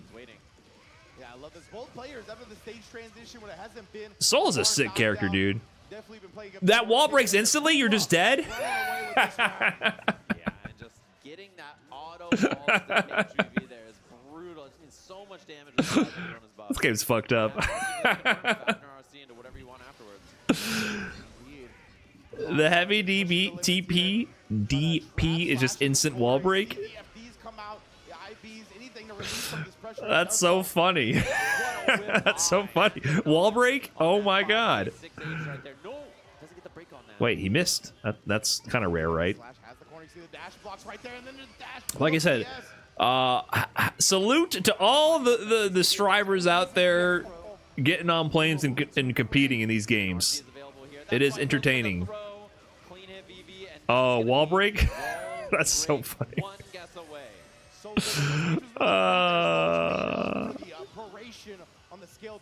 I gotta play me some Soul. That's kind of funny. Oh, instant love. You got mixed. Quick 2-0. I'm a Soul fanboy. I like Soul. He's a cool character. I can't believe it instant wall breaks. That's so funny. Even penetrating through Slash's headphones, you can see the smile from the Lord Shaolin with a big 23. Thank you so much for that. Oh, you're back in the corner instantly. Oh my god, is this season 1? The far S pressure. Oh, you're getting scooped. Let's go to Tuma. Oh, wait a minute. Slash gets to play. setup here. Wow. Air dash missed, I think he now boogied the too hard for his own good. He couldn't keep up with that. Is he gonna burst, or is he gonna accept his fate? Yeah, I don't think so. Gonna save the heroism for another time. The Tyrant Rave puts him on life support. The Tuma looking to close it out. Oh, Even no with the block on the FP, overhead. Dust still manages to connect. Yeah, and blocking that would have been big. Slash had meter, and then he couldn't keep it safe with anything. But wow, 5H barely reaching there too. Yeah. Stringing him up, wild throws, a lot of risk still on there. Oh man, very scary. Oh, fake fireball pressure. So scary. Oh, Jump H whip. Slash patient to try to get out of the corner until those double dolphins. 5H is nice blocks on the overheads. Wild assault in there. Oh my God. You're in the wrong neighborhood, fam. One hit now is death. Oh, he's getting the shit beat out of him. Oh my God. Oh, no punish on it? Doesn't get him out of the corner though. And doesn't get the positive bonus either because it was all blocked up. Tuma, man, these instant blocks on the Totsugekis as well. Oh, and Gunflame cancel not challenged, but Slash with an opportunity now. What is the guard meter called again? Punish again. And the jump back, no punish on the wild throw. Trying to take advantage of I Tuma forget- defense. risk, Looks thank for you, the throw, risk. but Tuma finds That makes it so that the damage is higher when the risk is higher, The correct? Japanese guns cannot save Sheesh, Faye cooked. At the Tuma. Convincing performance 3-0 into losers quarters. Less scaling. Very nicely played No there. scaling. Stagger punch. So as long, yeah, I never knew the exact rules for risk. So they block the risk meter builds, and then when you finally get hit while the risk meter is up, it goes down while you're getting hit. But like for those hits that occur while the risk meter is still up, what happens? Does it just not? It prevents the scaling from going up until the meter depletes. I actually don't really know exactly how it works, the rules. So like as long as the meter has any, as long as there's any risk on the meter, you have 100% scaling. So when the combo continues, when the meter then depletes, it goes back to its natural scaling, or it starts scaling from 100 at that point. Japanese player in loser side here. Him versus Jiraiya are going to be our next match. And they were warming up today, by the way. I saw them playing together back. Like finally the scaling count goes up. From what I saw, so Scaling from 100? that's the case.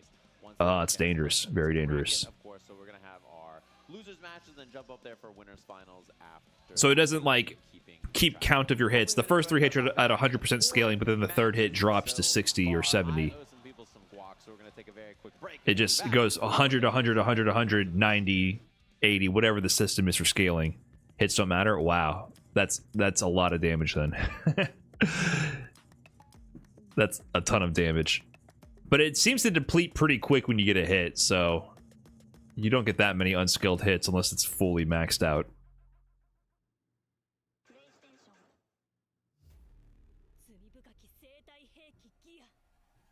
So I'm sure part of the meta then is to also understand your routing and optimize based around how much risk is there too.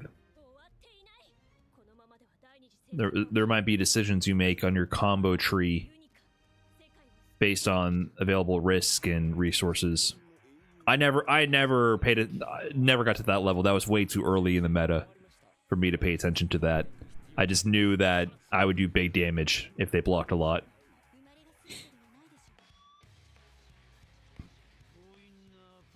Okay, guys, I'm gonna take a quick break here as well. We'll be back with more Strive. The ult jug, thanks for the 7 months, by the way. Let me take a quick break, stretch my legs. We'll be back. We will be back. 1 second here. なんでこんなことすんだよ。そこまでよ。ここは任せろ。行け、援護する。ほら、ユニカと話するの諦めないさ。何か理由があると思うんだ。お前はそれでいい。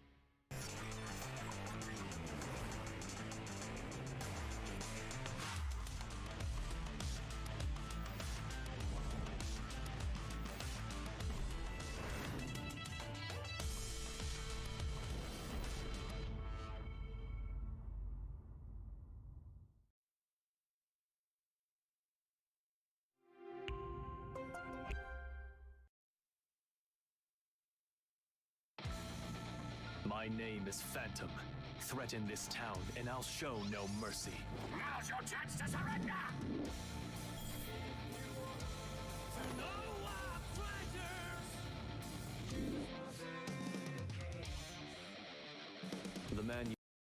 because Venom of the Assassin's Guild is dead. If you think I look like him, you must be seeing a phantom. And that phantom roams the midnight streets, taking down shady hoodlums. That's right, hoodlums like you!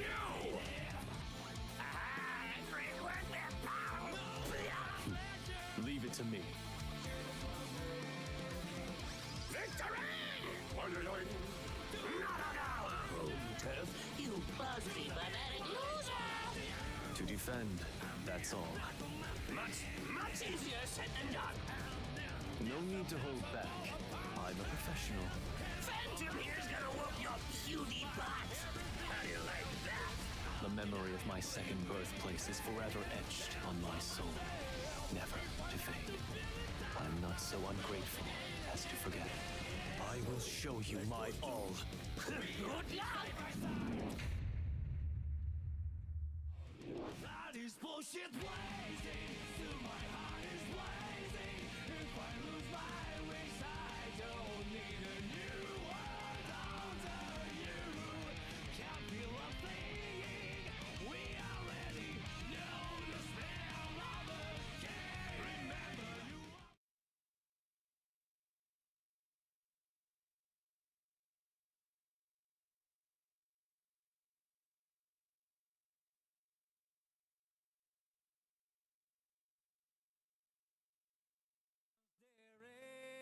Everything comes through. I've heard of such a dreamy place. Do you think my brother All right. You know, I totally forgot. hope so, 'cause I can't. I forgot I have a standing desk for a second there. I wonder if this rain will stop one day. What am I doing? Someone's been What am I doing? crying all along. No worries, there's only one road, so I can't get lost. All I have to I forgot all about this. is walk. Placed by the name of My favorite Guilty Gear streamer. Thank you. Appreciate that. waiting in a very long line. Placed by the name of heaven, there's a comfort in that. I don't They already did Venom reveal earlier. When's Brian Balacho? I haven't played Balacho in a hot minute. Why are we playing Guilty Gear? Watching Guilty Gear Strive because they paid me. I always watch the Guilty Gear Strive finals. What are you talking about? I actually do though. Have you played Arxis games before Strive? I have played 20 minutes of Guilty Gear Rev 2 Exerd. That's about it. Prior to Street Fighter V, the only fighting games I had played, I mean, I was the Street Fighter 4 player, right? I played a little bit of MVC3. I actually knew some combos and whatnot. And then that was about it. And I played maybe... I rented Street Fighter Cross Tekken from a red box. Did I play DBFZ? Oh, I did. I guess you count that as Arxis? Sure. I played a lot of DBFZ. I like DBFZ a lot.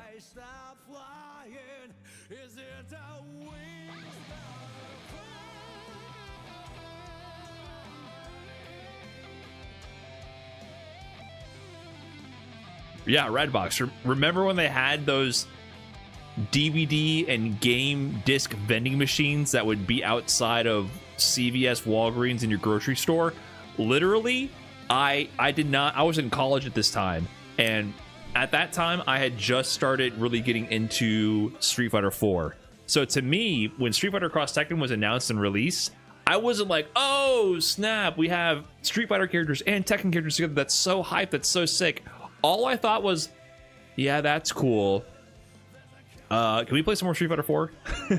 That's cool. We're all gonna keep playing Street Fighter 4 though, right? Like, we're not, you know, I was really not. I was giving the side eye to Street Fighter Cross Tekken, like it was the new kid on the block trying to take over the Street Fighter 4 spot. I was definitely not trying to have Cross Tekken replace Street Fighter 4. I had just started getting into Street Fighter 4, just started getting kind of good. I was like, the focus is Street Fighter 4, correct? And that's just because a big part of that was just obviously it being my first fighting game and being very tunnel vision on that. So I rented it from a red box and played like 2 days of it. And then I played it like maybe once or twice at the local here and there. And I never got past doing the same really shitty, unoptimal B&B with my team. I played Marduk and Abel. And I think that's probably because I watched some Excellent Adventures episodes and I just copied what I saw Mike Ross do. So I was I was kind of hyped when that game did not take off. I watched it. I mean, I'm sounding like a hater, but there was definitely a part of me that was a little maybe jealous or insecure. I don't know what you would call it. I just did not want Street Fighter 4 to be replaced by Cross Tekken. Bumble needs thanks for the Prime. Appreciate that. Enjoy the mid-tier emotes. So yeah, in that era, I did not play any other games besides Street Fighter 4. Post Street Fighter 5 is when I started to play more games. Played a little bit of Tekken 7, played DBFZ a lot upon release. I entered tournaments from DBFZ. That was fun. Any sins? Yes. Who was it? He lost in winners to Rang. Welcome back, everybody. Hopefully you've been enjoying all of our action so far. We're back here with top 8. Our players are already on the stage. We're gonna be Chirara is playing Sin. In case you missed any of our action so far, we had our 2 winners matches and 2 losers matches. Only a little bit to catch up on, and obviously the Venom trailer, which is already being played up there. They played it a second time already for all of you who missed it out there. Was Robo-Kai rubbing his shoulders in between. So did you check out Mario and Luigi Superstar Saga on the Nintendo Online? No, I mean, I know I'm being nostalgic for that game. I was talking about it, but I'm still playing Brothership a little bit, even though it does make me feel like I'm 10 years old. I feel myself being lulled into the mindless RPG elements of it. And those are things I try to avoid. That's also why I don't want to boot up Balatro, because it's very intoxicating to just have the mindless gameplay loop where number go up and dopamine received, and I like it. And I guess maybe every once in a while it's important to decompress to have something like that, but every time I find myself getting close to that sort of gaming experience, I pull myself out of it because I just feel like I'm gonna waste my life. So Balatro was great because I played it over Thanksgiving or Christmas. Maybe it was Christmas. I played it over Christmas. I bought it for our, we went home. No, it must have been Thanksgiving. We went to my parents for Thanksgiving. So for that like long weekend, I bought it, played it on the airplane, played it in downtime. You know what I mean? It was like perfect for that experience. And then when I got back home, it's like, okay, let me wean off this real quick.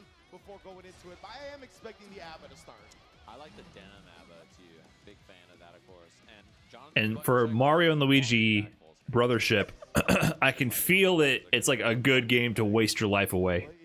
And I'm like, man, I don't know. I can't do it. There's so much more I could be doing with my time.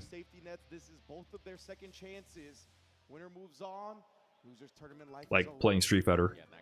That's why I like fighting games, because I feel like you're always progressing at something. There's a difference between games where you're not actually improving at anything and you're just making your stats go up versus fighting games where you're actually developing a skill. If I spend time playing Street Fighter, I definitely don't feel like I wasted my time. Do people say ABBA, by the way? Is it ABBA? ABBA or ABA? That's exactly where she's going to be looking to farm up. And Teddy preventing all that so far. VRC backdash catches them slipping. Very nicely done. Didn't get the clean in there. ABBA? ABBA? ABBA? ABBA. Another shot here for Tiger Pop. Has resources, but the 6H, the slab. One of those things ABBA. stage transition, you immediately got to deal with that. It's just so fast. I know her gimmick is that when she's powered up with the key, she's more powerful, but I don't specifically know how her mechanics work. here. Fuzzy stuff, knowing Good block on the fuzzy, yeah. Love the 2S. Fishing for that as well. Is that a Uninstall command back, grab? key grab. Goes low this time. Instead, uninstall key grab on the wall to build those resources back up. Yeah, literally every high option has been blocked, right? So Tiger Pop starting to switch it up a little bit. Showed an empty Looks like a wall. blood meter, kind of like Nago. Instead, the Volcanic Viper with the stop to everything. And again, the overhead, nice, quick RC low. When she's powered up, she's more powerful, noted. You're welcome. High level Guilty Gear analysis right here in the Brian F stream. Definitely what you guys signed up for. The combo either way, whether it's fuzzy overhead or low jump H hitting. Where's the burst? Right on the Don's eye there, which makes a lot of sense. Yes, indeed. And now got Abba in the corner here. No more jealousy. Brutal spot now. Tene can just kind of wait this out. And then the counter hit lands. No gauge built on that, though, until right now. Overhead hits. I'm sure we'll see Rekka or key grab here. So once the game comes through and yeah, builds Okay, so powered much up. in that process now. Tiger Pop can get a little bit ignorant, but too far spaced out, and 10-8 takes advantage with the whip punish. Yeah, going to be out of jealousy rage very soon here. Tene just keeps the string up and knockdown into that. Waits for the jealousy to pop to get the meaty after. It was composed right there. Literally no movement.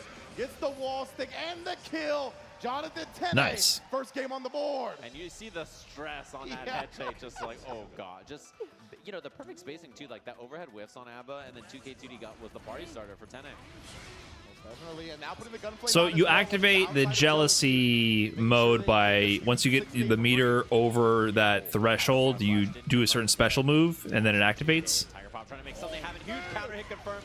Resets, jumps in, gets the pressure, and DP on Wake Up does work out for Tene. Challenging now. It's a scary thing for her to have to deal with as well. And jealousy gonna And what does the jealousy mode do? The immediate banner revolver afterwards as well, right? Since she's in jealousy, you know that Tiger Pop is going to want to push that. Is it just better combos? So Tene made him in the middle. Oh, but this time the DP nowhere to be found.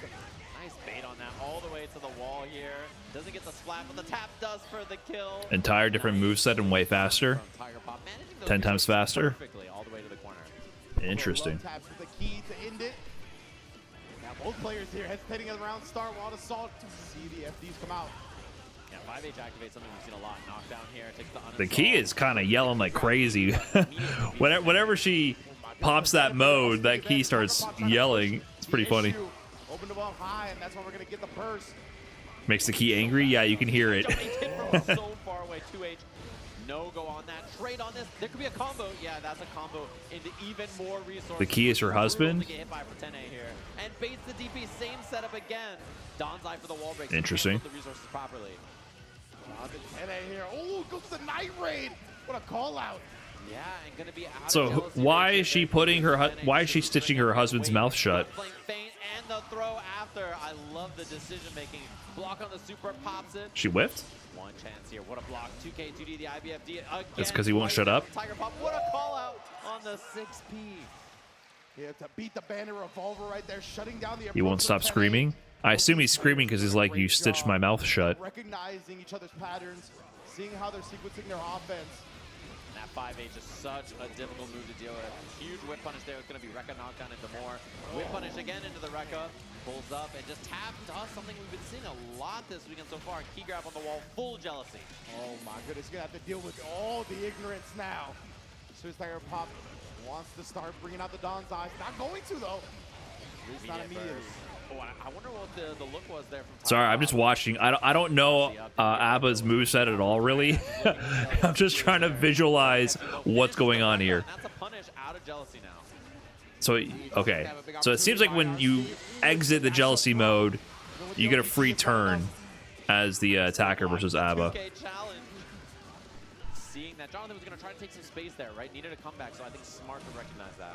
Yeah, absolutely. Tiger Pop very smart to go with that. Jonathan obviously was trying to pull up with the S, wanted something juicier than a light. Pick up. Nice. Finds the throw as well. Dashing. This match has just been chaos. For more offense here. Out of jealousy, going to be 50-50. Low connects, wall splat. That heavy DP wall splatting every time is so funny to me. Groovy Lasagna, the big 49, thank you. Tene with the corner pressure. Oh, interrupted. Fill up the resources and get that jealousy. Full tension from Tene, though. Dashing in far slash. And the Oh, vortex that's big. again. Burst? I'm sure there's probably not going to be a burst. No so burst. saving it for the next round. And burst so important for ABBA because burst. Yeah, Soul is dope. Is just a I like huge Soul. swing in any round. Queen Pie FGC, thanks to the big 25. Appreciate that. Meaty gets DP'd immediately there. Tene willing to use the water saw right there, he wanted the wall splat. Would that have prevented the wall splat? Yeah, they're close to the wall, but gets the wall splat anyways. It's gonna get the Oki on this. Trying to get active on defense. You still get the safe jump pressure, right? Yeah, okay. Second hit Why did he overhead. get clipped? RC available for the kill. Should be no problems here. 10-A, 2-1 in the set. Huh. Bouncing back from There that was 2 second hits on the wall safe jump, strike. right? Is there a mix there that I don't know about? So my little limited Strive knowledge, if you wall break with a super, you actually get more plus frames. You build your tension to increase your meter and you get a plus frames, usually a safe jump.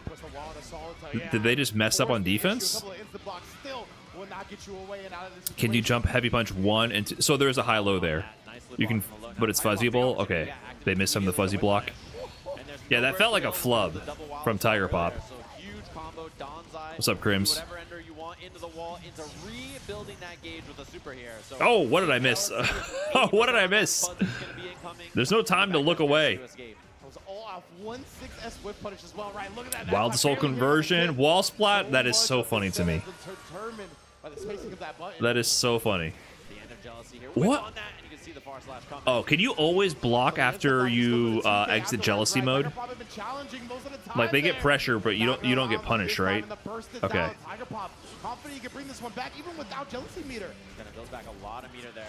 Oh, quick jealousy. Did the jealousy exit mess up their combo? I don't know what happened. There was too much going on there. I was trying to keep up. I was trying to keep up. It did? Okay. Rekka's important. Far slash counter confirm into the overhead. That's a launcher into big damage. So scary to deal with. Air Oh, backdash. That's a huge launch. 2H Donzai runs into the corner. This is an easy peasy splat. Uninstall. Build back the meter. Tiger Pop's movement in the install has been so impressive. It's crazy that these guys commentate multiple games. Renge was just in Japan commentating for Capcom Cup, and now he's commentating for Guilty Gear Strive. It's so hard to know one fighting game. To know multiple fighting games to commentate them, that's actually so difficult. That's the thing, right? When she's in jealousy mode and she instant blocks something, she's immediately running you down. You build no space and immediately going to be in the danger zone of ABBA, and we're at a game 5. I'm far more impressed listening to these guys commentate Guilty Gear than Street Fighter. I guess maybe that's the perspective. They're all great. They're not to say they're great Street Fighter commentators, but you know, I know the game, so I'm usually not like, whoa, I didn't see what they're talking about. But listening to Sajam and Renge commentate Guilty Gear, where I know fucking nothing, I'm like, oh my god, thank you for guiding me through this. There's the activation. Too far for the punish, and now I suppose it must be how it feels for a more casual viewer to watch these guys commentate Street Fighter. It's so hard to get a handle on the tempo of ABBA when in jealousy. Because I have no idea what I'm looking at. I'm just in the moments where I'm not yapping, I actually pick up something from what they say. Overhead puts Tiger Pop on that set point. Yeah, they're just so good about stringing up and finding those overheads, despite you know she's gonna go. Yeah, for commentator for Street Fighter 6, usually I'm just looking for being entertained. The reverence of the moment. Occasionally, there's good insights that I didn't pick up on that I hear from commentators. Not saying it doesn't happen ever, but for something like this where I'm like totally out of the loop, it actually helps. Uh-oh, big back throw. Immediate burst. This is looking bad for 10A. Trying to bring this one back. Finally finds a whip punish, but nothing afterwards. Tiger Pop has burst too, which is so important. Come on, 10A. Wow, punish here. Yeah, and there's the burst. Okay, wait. There's a burst from Tiger Pop though. He's got the tension. Blocks on the low. Yeah, he's been blocking the lows after the banner over RC. We're about to see danger. Oh, nice clip. Low connects to the corner. Doesn't break the wall because one hit on Oh, yellow RC. What's the mix? Blue RC in. Throw. Scary thing though, if Tiger Pop gets any space, He whiffed. So much jealousy to work with here, and the regular throw. Oh. Eliminating Jonathan 10A. Tiger Pop moving on. Is he playing on a snack box micro? And yeah, the ABBA doing so much work right there. The installs, it's so tough for somebody like Wins the Brian F. Strive ranked climb. Who's really good at calculating. Y'all don't even know. Likes to press buttons, catching on to the rhythm of their offense, and in general, being able to call out spaces in neutral. Doing that up against ABBA with that amount of speed, with that amount of forward hitbox maneuverability, it's just going to be very tough to play his game. Yeah, and Tiger Pop, they were really smart about like FDing away and then finding 6P Rekka challenges on block to open things up when banner revolvers. You guys don't know about the Soul Arc? I used to play some Guilty Gear. The jealousy, just good management of the Way back in the day. Like, not only using FD to find openings, but then using that to build jealousy. We had a bunch of videos about that. To, you know, using your burst as a resource, burst Road to Heaven. as well, and the far spaced out 5Hs. Then Jonathan had to give up space because the 5H was such a difficult thing to deal with. If you give up Way space, back in the day. that means Abba's full screen, and Abba's like, oh cool, activate back here. I don't even have to do a button, I just raw install. So, you know, recognizing those situations very smart. Very What about City of the Wolves on the 26th? Oh, is that when the next beta is? I have Texas Showdown coming up. I don't know if I have time for City of the Wolves. It's a really bad time for me. If you liking the way they're performing, then you can vote for them for PlayStation Player of the Day over at the You also reacted to the Asuka guide? That was just random. That was just pure coincidence. Timing. That was after I played. Yeah, and a good performance from NorCal FGC, obviously. Some 5th place game. What did you enjoy more, Strive or DNF Duel?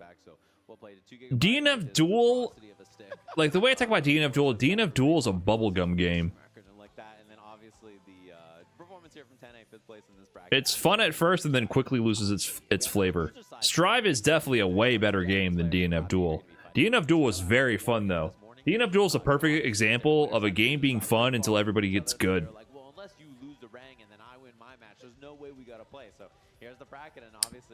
DNF Duel is absolutely a party game. One of the best fighting game party games of all time. The moment anyone takes that shit seriously, that game is dog water. Terrible game, but amazing party game. Strive is definitely a way better fighting game, competitively. What about Kohime? Well, as the #1 ranked Kohime player on the planet, I can confidently say with authority it's the best fighting game of all time. What can I say? What can I say? Usually you got no choice left. Yeah, and a winner of this, of course, will be fighting Tiger Pop in top 4 of the bracket, which we just saw. Why is DNF bad at high level? I just don't. I think it plays like shit at high level. Like once people start getting good, the offense is way too degenerate and easy to implement. The block streaks last forever. The movement was like you were stuck in the mud permanently. The range was full screen on these pressure sequences. It was just bad. It was just fucked up. It was just bad. The power level was through the roof to a point where it's just pure degeneracy with the characters. Maybe there might be a sweet spot where, like, at the highest level, it's good again. Watching that game at the highest level was still fun. I tuned in to some of the World Tour finals. Like, Goichi won with Crusader in the end. But it was kind of a bad game, in my opinion. But really fun for the first 2 weeks. Really fun for the first 2 weeks, for sure. Yeah, Windmaster was stupid. What did I say? Windmaster? Swiftmaster. Isn't his name Swiftmaster? Wait, what was his name? He called him Windmaster. Who was the guy who had the Awakening DP, which killed you?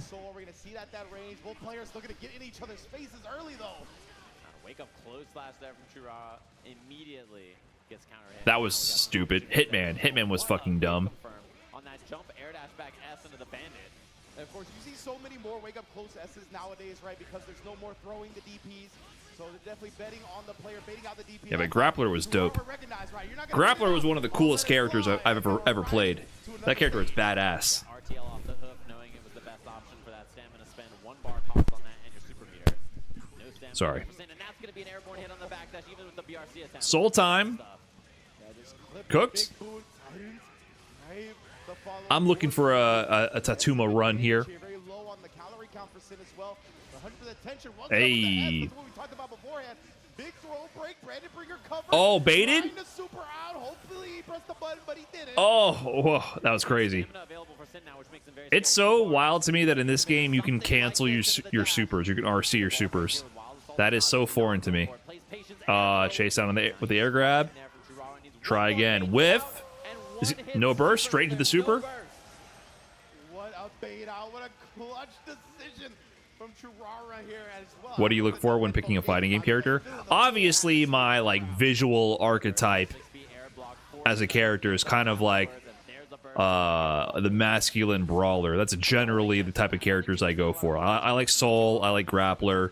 I like Balrog. That's usually like an archetype I like picking up just based on vibes. And then I also like characters that have sauce to them as well, though. I guess there's kind of a dichotomy in me. I play a lot of Unga Bunga characters, and I really enjoy them, but I also enjoy characters with a decent amount of depth. Depends on the day, I suppose. Like, I like Paul. Yeah, Paul's cool. But then I also like Oro and JP and stuff like that. So I don't generally like characters that are movement based or low damage, though. Yeah, Terry kind of reminds me of Soul in this game. Terry's definitely a brawler character, hits hard as fuck. And then Oro is like a wild card. Oro is just crazy. I like set play here and there, but it's not... I don't max out set play.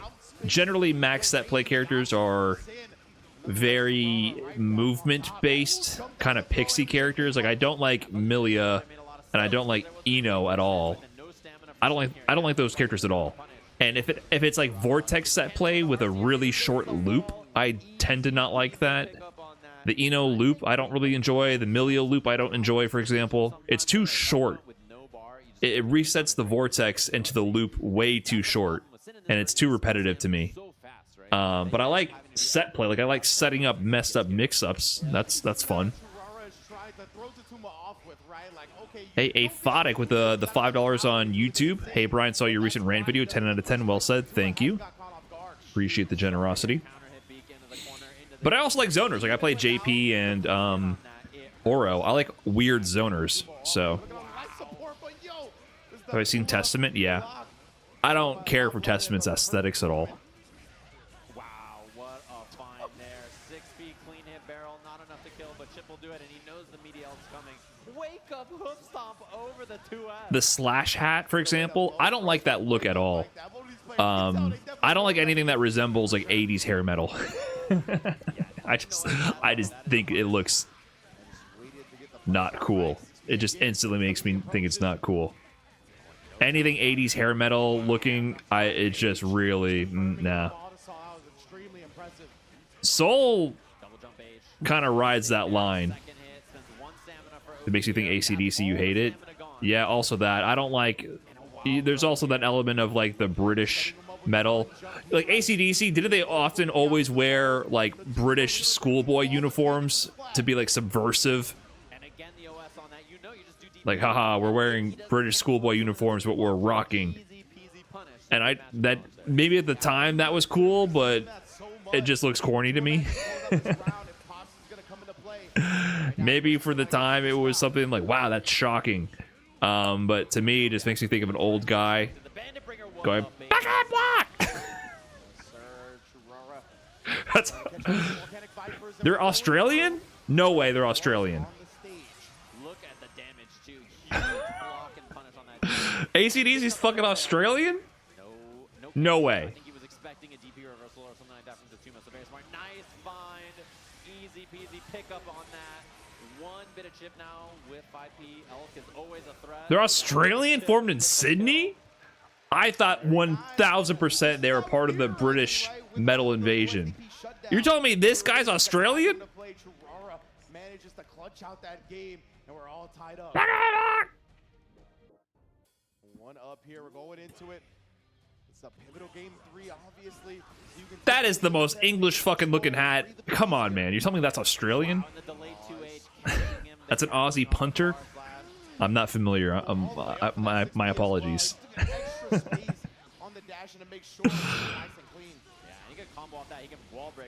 I never would have guessed that. That explains everything. I was thinking, how did we go from Pink Floyd to this? I was like the Beatles, Rolling Stones, Pink Floyd, and then fucking AC/DC. Where did it all go wrong? England, come on. Okay, it all makes sense now. It was Australia. God. It was. How do you feel about the band Kiss? Kiss is just American AC/DC. Love that, right? Recognizing went into the air after the overhead attempt, just from the sky, and then again right there. You want to take your turn? Not for free. Same shit, dude. Who gives a fuck, man? We see this pressure from Chirara. He's doing a really good job of spacing out the soul DP and then representing his own there. Spends one stamina. Who listens to Kiss? Like, the Kiss was a moment in time. Kiss was like what that was the party band for your parents to go, you know, have a few brews and smoke a joint and go party. That's what people did. It wasn't. No one sits down and puts Kiss. Time to listen to some Kiss here in my office. Not letting the other take their turn for free just because you had advantage doesn't mean you could press. It was a party band. It was, you were supposed to see the show live. It was an experience. I legit listened to Kiss. Well, there's something for everybody, I guess. Anyways, what about Tatuma, dude? Speaking of something not whack, let's go. Low? Respected it, but tried to take the turn afterwards. Wow, what a backdash. Wait, huge chance here for Chirara. One bait or one big hit could do it. 2H, nicely done calling out the DP on this. He gets super for the wall break. Lots of damage. That was so clean, keeping the pressure tight right there. I heard Kiss is sick live. Yeah, I'm sure. Sure, it's a great show. Like, I wouldn't scoff at the idea of watching Kiss live. Like, if we're in the neighborhood and there's a Kiss show going on, I'd give it my attention, you know. Even the 5P whip on wall break, For sure. right? He put the brakes on it, trying to But it's not, I would not choose to listen to Kiss, like, outside of that context. Well, I appreciate the showmanship. Tatuma taking some time, though. Reviewing some notes, perhaps, just centering himself. There's a Kiss Scooby-Doo movie, pretty cool. That's like the best part about them. I think I saw that movie. It's been forever, but I do think I've seen that. Lead in the set, and I love the way we've seen offensive changes from Chirara here so far. See if Tatuma adjusts a little bit as well. If he's giving him all that space, Yeah, they're like a live show band, which is fine. Then I think it makes a lot of sense. But then he just lets it rip right away again. Yeah, both of these players. All right, come on, Tatsuma. Not too many have been baited. Let's see how that plays out for the rest of the set. Bandit bringer hit. Didn't want to see the end of that. Counter hit conversion. Has cleaned it up heavily here in this round. Oh, and 2H gets away with it there into the cancel into Elf. Stagger pressure and dashes on that. Yeah, had to RC to keep the beak safe there, so it makes a lot of sense. And that could have been punishable too. Very scary. 2S, no stamina again, so you just got to hold space. And look at so many dash blocks from the Ooh, run up command grab. Oh my god. Wait, how many air dashes did he just do? That was sick. Air dash, saw his opponent dashing the other way. Bandit revolver Yui, and then the That was Bandit Revolver? Was that what that was? That confused me. I was like, wait, how many air dashes does he have? Yeah, he Bandit Revolver the other way. Put a delay in it. It's up to you, the sim player. freedom of choice. Yeah, there's the bait. Same thing we saw earlier. Is this Sony sponsored? I think the World Tour is. One stamina spent, which means he's really, really dangerous here with stuff like this. And yeah, does find the opportunity to DB through. Oh, nice confirm. Again, Chirara set point. Come on, Tatuma, let's go. I want some soul. All right, to the corner. One scoop. Oh my god! He thought it was empty jump grab. He tacked on that. Got the bait, the burst baited. Good block. That was kind of ambiguous. Not near the wall. Oh, baited? Yes, Sin has that weird DP that has like a hit on the way down, correct? So you have to punish it on the way up. Let's go, Tatuma. Let's go. So a lot of characters get close slash and like big confirms because of it. It can make your combo better or worse depending on your character and the situation and stuff like that. So yeah, a lot of these guys obviously gonna have all of their punishes locked and loaded, whether it be air or ground. You can punish it after now. They changed it. Okay. Yeah, I remember punishing that was supposed to be really awkward when he first released. But I guess it's more optimal normally to punish on the way up. And burst wasn't available either to the wild assault, so pretty rough spot. Back throw, huge chance here. Wow, waited the for patience. the DP. Yeah, and just backdash after that. 5H safe on blocks, so you can just chill and wait it out. Oh, DP out. Nice tag. Oh, bait it! Let's go! Figured Gerard was going to want to keep the corner Woo! with that burst. So smart from Let's go, Tatuma. Tatuma. Bringing it back. Let's go. Soul counter him far slash like that. One of those things a lot of people do, and Soul players, you know, they look for it. They know that that's something you're going to be looking for. Okay. Tatuma with some great calculations up until this point. Nice tag. Set point, but of course, this is our final game. Churara just needs his own round on the board. A beautiful whip punish again. This is what's been leading to success for Tatuma, right? The dash ups, the weights, the bait out. He's not dead, right? Yeah, second hit. Oh, okay, it's gonna wall break. The thing is, he's using his air movement to bait these buttons and swings from He's getting burst very soon. Can he kill? Straight up, it's been a great adjustment, honestly. Yellow RC out for defense. Oh, he got the burst back, right? No, command grab right for the burst. Did it kill? Oh, he could have faultless defense that, right? But he wasn't ready. Wow.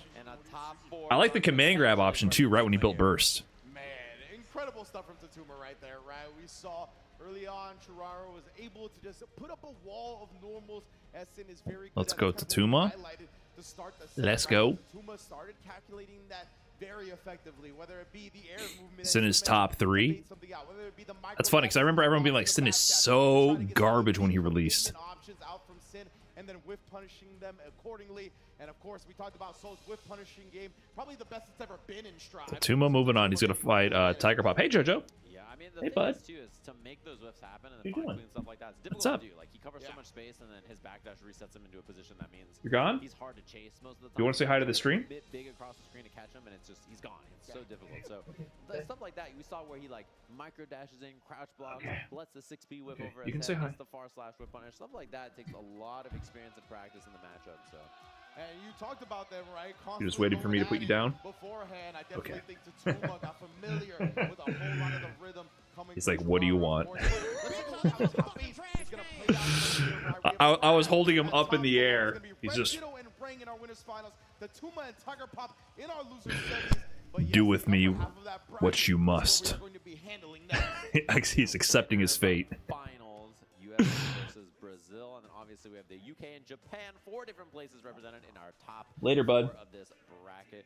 Should be a good one here, and both of them. I got nothing. I You think can go. very strong in their group. Rank making it out of like a very scrappy. Jojo is an Australian Shepherd. Lots of wild I stuff. bathed him today. 3-0'd his group. Took forever. 9-1 overall in set. Took him over to the Petco, Earlier today, so and I take him there whenever I want to bathe them to use their baths and their industrial blow dryers. Really, brush for like 20 minutes building. I could have built a hair man, not a snowman. Brush the crap out of him first to pull off as much hair as possible. How many times do you bathe them? It's kind of in a week. In a week, what the fuck? Like once a month, once every couple of weeks. In a week, how many times do I bathe them in a week? It takes like that is a very long ordeal bathing him. Brushing him takes forever, and then even just getting him saturated with water, getting his coat saturated, getting him wet takes forever. Cleaning him takes forever. Drying him takes for fucking ever. Takes forever, man. Also, from what I understand, I'm not a dog expert. Listen, we're doing our best here. From what I understand, you're not supposed to bathe your dog that frequently because it can be bad for their own natural coats. So because of that, it's very tough to just stay in there with that. But I do believe Red Ditto is probably the most calculated. We might have been pushing it with this last one though. He was getting kind of stinky. Liam Mendy, thanks for the big 8 months. Appreciate that. Gonna have to really play that smart game to survive. Yeah, and I think like this matchup too is so scary for Ram, like jump D and. So dog groomer once a month is perfectly fine. Right, that's what I understood. She's not a high health character. There's a lot of dangerous things about this, but it's on Red Ditto to like survive those. You must keep your dog well oiled. Yes, kinda, yeah. See it here. Winners finals of our Arc World Tour. Ram versus Gold. Winners finals. Red Ditto coming out of the LCQ in rank 13 from Brazil. I think that's going to help Red Ditto in this matchup. Obviously, all of the experience.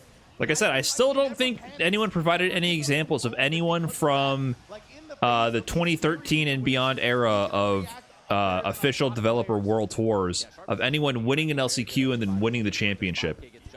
For some reason, DBFZ is sticking out in my mind. Like, I feel like maybe Kazunoko, did he win from the LCQ when he won World Tour the first year? But I don't think anyone has done that yet. Zhen got close. Take Goldlewis to the wall. With the wall break, it will be enough damage. And the Shrine Auditorium comes alive. Kazunoko was the reason there were 4 LCQ spots. He won too many tournaments. Oh, the opposite then. My bad. Okay, I knew Kazunoko was related to the LCQ in some sense, but okay. The swords are going to be coming back momentarily as well.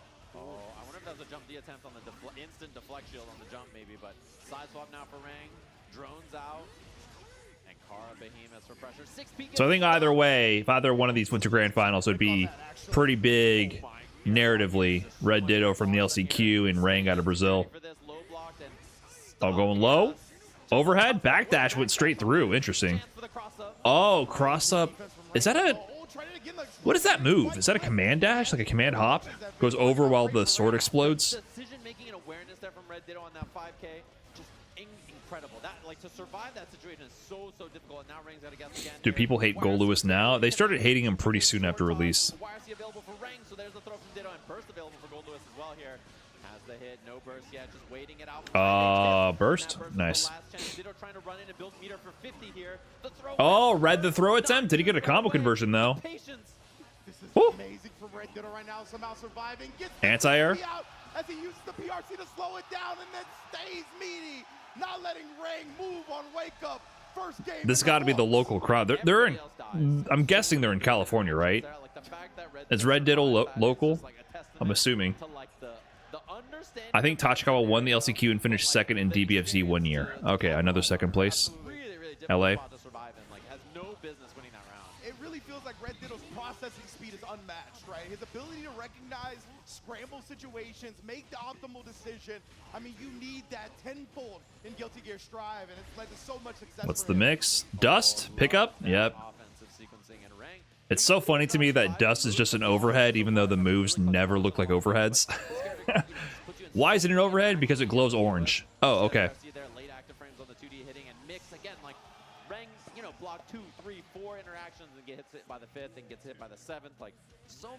Do charge Dust even exist at high-level gameplay? Like, have we ever seen that mechanic? You know, they created that whole zoom mechanic to launch people into the air for the air combos. And I don't think I've ever seen it. I never learned to charge Dust combo when I play. I saw how it was reactable, and I never learned a combo for it. Incredible play again. I never understood how that air combo system worked. I got in. I remember a few times when I would get into an air, a charged Dust combo, and then I'd float into the air and be like, "Wait, what the fuck do I do here?"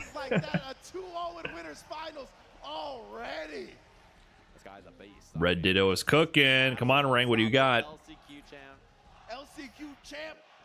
It's pretty optimal for Nago when he's in high blood. Interesting. Punish it sometimes. Uh-oh. Crowd's getting rowdy.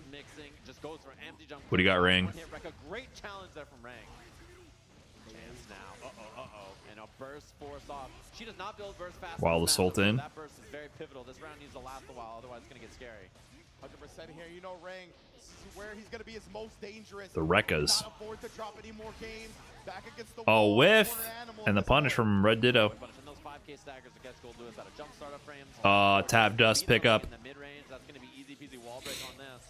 Sprinkling all the options. Red Ditto finding the Dust. Wow. Perfectly outspacing the air behemoth typhoon. My lord. Not quite the kill, but one gets away, and Rang has 50 to send it here. BRC What's he got? 6P? 6P, and the combo on this could be enough to kill. Not quite the Oh, was that a whiff? Oh my god. Set point to Red Ditto. How is this man so Was that a whiff punish, or was that just a wake-up option? Are you kidding me? Oh my. No, And where do the lines get blurred? Yeah, like what? The the Bato being fast enough to punish. This dude is on another level. Deflect shield with punish. Oh, Red Ditto is cooking. And we're going wall to wall on this, just like that. 50 available, doesn't get the close line. Rank's gonna have to dig deep. Oh my goodness, there's no burst available. This is bad. This is looking bad. Red Ditto might close us out here 3-0. Trying to prove he's a different breed right now. Oh, I don't even know what's happening. The delay overhead, that's it, right? Nope. Hold on. Crazy comeback time. Burst. No, my God, cooked. Sheesh. Red Ditto Grand Finals winner side. Will Ram finally win a tourney? That was the narrative for a long time. I think Ram did win a tourney when that meme was still popping. But I don't remember which one and if that trend has kept up. That was the meme for the longest time. Rang looks so strong in all the sets we saw today, and then just that happens to do someone at that level, like, it's unbelievable, especially because in that matchup, I think it could be very easy for things to go bad for Ram really quickly. Like, she has a lot of mid-range options, but Goldlewis can just force with jump D, you know, like far slash, behemoths, just make her life very uncomfortable. On defense, his decision-making was incredibly sound to survive all those interactions. Like, it's so easy, right, to get lost. Stride tourneys are kind of fast. It's a fast game. Go with your security blankets, the things that you always rely on, especially as Guilty Gear players, right? Whether it's Mash Throw, whether it's Strive is definitely a fast game. All these things we saw multiple times where it could have meant death, and he held back, knowing that Ring would try to bait something out like that. Staying that composed, I mean, it is an incredible talent, and Red Ditto on full display here at the Arc World Tour Finals. Yeah, of course. And if you haven't done That left in Evo final, that was like 6 minutes. That left in Evo is still so funny to me. Him just like, yes. And it was literally the Guile meme with him in the ring and the trash flying everywhere. Loser semis coming up next, and I expect a repeat earlier. Soul versus ABBA, right? Obviously, Jonathan Penne lost earlier. Yes. Trash flying. With Tatuma from Japan up against Tiger Pop from the UK. Probably going to be rocking ABBA as it was out in that Hilarious. Earlier, so I expect to see the same thing here. If not, you know, we could Tatuma versus Tiger Pop. Has looked really, really solid on this character all day. Yeah, I'm looking forward to this one a lot. Tiger Pop's English? UK? Yeah, the ABBA cosplayers in the crowd. Let's go. Double ABBA? Pop it off. I need one of those. I need one of those key in my head type joints. You know? Yeah, the key hats. Yeah, through definitely the get my head. mind right. But yeah, I'm really looking forward to this one just because both of these players have shown immaculate adjustments in the ground. So you gotta go ABBA? Using the high speed of both of their characters to bait out buttons, bait out whiffs, and just in general take control of the neutral that way. So I'm very interested in seeing who commits early, who wants to get in each other's face, who's willing to make those dashes, and who's trying to play back a little bit. Obviously, Tiger Pop is a little bit more dependent because of the install. Tatuma's gonna have the freedom to do so off jump, but nonetheless, he might not want to take that and try to observe a little bit before fully committing. Yeah, and Tiger Pop's so smart about managing resources, RPSing effectively. Red Ditto used to play Sage Aim in his stream like every day. Red Ditto's been doing well for a long time, right? I don't recall Red Ditto ever placing like top 3 at an Evo or Tour level finals from what I recall. But I very loosely follow the Strive scene after like year 1 or 2. 100% whole Michelin star meal, 5-course, when she's got the install going with a bunch of meter as well. Gonna look to force the issue, of course. You got third last Evo? Well, wasn't top 2. Wasn't top 2. Try to get in your face more often than not, especially in the install. See how liberal Tatuma goes with the Volcanic Viper. Yeah, and just having a DP in this matchup. We can stay here forever thanks to the Prime. Like when she gets the install and knocks you down, she has to like. I watched Grand Finals of Evo for Strive. I watched that one live. I was rather hungover, and I had just gotten my. I don't remember if I got ramen or if I got the like rice beef bowl, and I was watching it on my phone. And I was like, wait, holy shit, this is peak. I tuned into Grand Finals and I was like, holy shit, wait, Nitro? I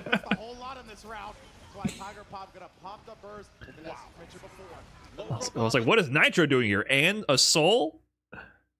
It was dope. Hold on, sorry, I gotta refresh. Really baiting Tiger Pop into the 6K. Nicely blocked with the wild. Command grab. Oh, I love it. He went for another one. Hell yeah, dude. And no challenge just yet. Hell yeah. 5K afterwards. Looking to What's up, bud? What do you need? Nicely blocked. One What do you need? Should be so scary. Trying to beat the DP. Installs up. Such a late 6K. I was perfectly What's wrong? trying to get to Tumba and we stab up. Double downside. Are you bored? Wall break, not quite far enough, but pulls up for the overhead. I can't play right now. All you need is that one hit as He's bored. well. I mean, No! the overhead is so potent. He doesn't come in here often unless he needs something or he's really bored. Found himself in a similar position as round one. We already got the corner, trying to make something out, but good discipline from Tiger Pop. Yeah, a little fuzzy jump action there. 2H.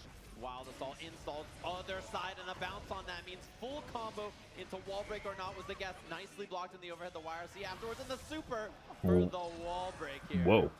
Something I think we saw the Tuma utilizing that last set, right? His opponent YRCing, and then we're just gonna super through, not letting the advantage go. Yeah, one problem with that super though is it drains all. Cooked? Nope, burst. It drains all your jealousy gauge, so we saw Tiger Pop have to force and then make something happen afterwards. Checked. Easy peasy pick up despite beautiful spacing and whip punishes at the start of this from Tatuma. Tiger Pop just fighting so effectively in mid-range and finding those openings and running. What's JoJo's job? My Aussie's job is fetching the frisbee. We sit on the couch and he goes "Rrrr," and brings toys over and we throw them into the living room. Then he brings them back, repeated to infinity. I love that wall. Nice pickup. H just says, please slow it down there. Very smart. Jealousy gauge no longer a factor here as we get the meaty close slash. Catches the back dash. Nice routing to get the wall splat. Taking full advantage of Tiger Pop, looking to escape with a backdash, and now we're just medium up. Not sure what Tiger Pop was looking for on the stage transition, but he's not gonna find it. Yeah, I think it's just such a smart choice to open that all up with neutral jump H. Just puts out this big hitbox and says Wild Assault. So Wild Assault, you often just spend it in a block string just to get an extended turn, right? From that range of the jump H again, just so hard to deal with. It's just like a dry rush cancel. On this uninstall key grab on the wall to build those resources back. Look at the damage on it too. For real, so much damage. What the hell? Oh. Oh. My goodness, the resource management has been otherworldly. What We are the hell just going happened? the button, trying to bait out the burst there, finds the dust, and we He got him burst? on the table. Tatuma, that was very heroic of you. He It did burst not right pay there? off. That was crazy. Burst down 90%, and this character does not build you burst very fast if she hits you an install. So unlikely Tatuma was going to have one here unless this round goes long. Nice confirm. Oh, trade combos. Combo though. Tiger Pop doesn't like the look of that. Burst there, let Tiger Pop uninstall, which saved so much jealousy gauge, by the way. That's a big part of this matchup. All right, yeah, Ava getting hit in jealousy gauge. Nice counter. Wait, can he kill? But Tatuma's found another hit. This won't kill, right? To follow, setting himself up big here in game 2. Okay. We'll have to see here. Tiger Pop can survive on defense. They go for the Yellow RC, got a chance. grab for offense here. Second one. Is there a clash or anything? No. Oh, okay. Whoa. To clean things up, one apiece. Abba is tanky. Players are already showing they're gonna Interesting. challenge the advantage of the other. Because you got the plus frames doesn't mean your turn continues. Seen it both already. It worked out. That was a weird burst, but it worked out. Wow. The We've space- punish. the whip punish from the team all day have been excellent. Wild Assault. Ooh, the IBFD to gain some space back. That was clean. Yeah, we're 1-5H away from an install there. Wow, double IV. And there's the 5H. That button is so good, and now we're in this. You gotta find these whip punishes. Looking for the burst, doesn't find it, of course. But a backdash again from Tatuma. You can see Yeah, it's interesting how during the combo conversions, there's always like a mini game of like, will they burst? When will they burst? Tap dust overhead. Far from Tiger Pop. Something I haven't seen as much from them so far. Wow. DP out. Wow. The overhead. Woo. Running out of install gauge here. It's going to be a problem. Uninstalls, and there's a beautiful challenge from Tatuma knowing that was coming. Indeed here. Tiger Pop, what are they going to look for to get out of the situation? Goes with the Baited? super, try to wake up with it. Tatuma baiting it Oh, out. I thought he didn't kill. I always forget you get that extra OTG hit on pretty much every combo ender. Resources in this matchup so far. Definitely looks like the character matchup knowledge is good here. That rule of like when they hit the ground for a knockdown, you can always get one little OTG. Really adding that to his game. I always forget about that. Always catches me off guard. And the low, and there's the overhead. The minute you finally start low blocking, it immediately happens. 6H, uninstall, key grab. This builds you more resources. That's why we see the fast RC there from Tiger Pop as well. Gives you double key grab, so double the resources. That's the problem, right? You try to backdash and outspace the ABBA. If she's just chasing you down and not whiffing, you Whew, end up in the momentum. corner very Wow. quickly, and what a Momentum steal right back from at Tiger ya. Pop to steal the corner right back. And burst not a lot of jealousy left, so we got to see an uninstall soon here, I think. Look, Ab is cool and all, but I need to see my guy Tatuma take this. I need to see some soul action. But it went the wrong way there, and now huge chance. Wait, Counter hit conversion, no burst available. Indeed. Especially when it starts out with that Wall counter break, far as super. Titan, brave to follow. not enough to kill All right. Guess away, though. Wild throws Burst for Tiger Pop. Is there a commitment? The clothesline gets Wow. here on Wake Up. That was commitment. That did not that much damage. Am I tripping? For the round. The gold burst. Gold burst landed. Oh, trying to hesitate right there and make something out. Oh! Avoids the That was throw, crazy. and Wait, so punishes Gold the Burst didn't give Tuma. them full tension? Take a lead in our loser semis. It just gives you positive We brought that up earlier. bonus? Threat of the DP, right, means that dashing and dashing and dashing and Not anymore. Is that's a nerf, right? Something we love saying on I can't imagine positive would make up for instant. I guess it depends. If you're already full meter, Gold Burst positive would be better, right? But if you're low in meter, that's a nerf. Yeah, and Donside not giving as much wall stick time there. So Gold Burst is also not punishable anymore? Oh. afterwards gonna be uninstalled. Okay, I see. They just reworked it. Uninstall froze the screen. Oh man, Tiger Pop. That was a devilish structure, my man. Yeah, and try to approach with the air option. Whee. Not the best when you're not in jealousy, so Tuma ready for it. Oh, dashing in and it just catches a 2K. That's Fafner -3, right? So Tiger Pop just tried to dash in and take his turn, but take that turn, excuse me, but Tuma challenging with a 2K. Oh, Rekka time doesn't make it in, but almost has an Oh, engaged okay. jealousy now. Oh, what a shimmy setup. Over, seeing that she was reaching, doing some teaching to Tuma. Oh, and it gets Challenge a after. micro dash 5K instead. Beautiful adjustment from Tiger Pop after the Fafnir. Double Rekka builds you so much meter, by the way, which is what we're seeing here. Fuzzy stuff, backdash BRC. Wow. Ooh, it's a command grab. What is happening? Over. That's the round set point now. He did blue RC into DP into command grab? The Tuma here. Wasn't that punishable? What is happening? And that top 3 pressure secured, but Tiger Pop looking to knock go He matched command grab after doing an unsafe on block DP? Or am I... That said it makes DP +1? What? The blue RC makes the DP plus? Brother, that was nuts. Blue RC makes your moves more advantageous? About to run out here. Got to be the uninstall or it's no bar here, but Tiger Pop just needs one. Makes the opponent 50% slower. Oh, so you're not faster, they're just slower. Okay, I mean, all relative. It doesn't make you more plus, it makes them more slow. I see. Whatever, it's all relative. Gets the Rekka, has enough for that, and that tap does could be the kill on the key grab. Not enough. Wait a minute, Gold Burst? Oh my goodness. Hold on. Knock, knock. What's happening? Oh, the FD, you're gonna give me your meteor or your life. Oh my god. So what? There's a super that just puts a blob on you and lets you approach? This set is getting nutty. I don't know what just happened. The super puts a big blob and then you get in? Two apiece. Final game between these two. You had to know, right? When you're Super forced plus into projectile that it situations spawns on you? FD constantly, or you're gonna get chipped That out. was nuts. The key Wow, that was plus so coming close. sooner or later. Runs up looking for the 2H, tries to find the 2S as well. 2H looking low. That's such an important thing to represent because the overhead is so good. You have to have All right, low finds the hit.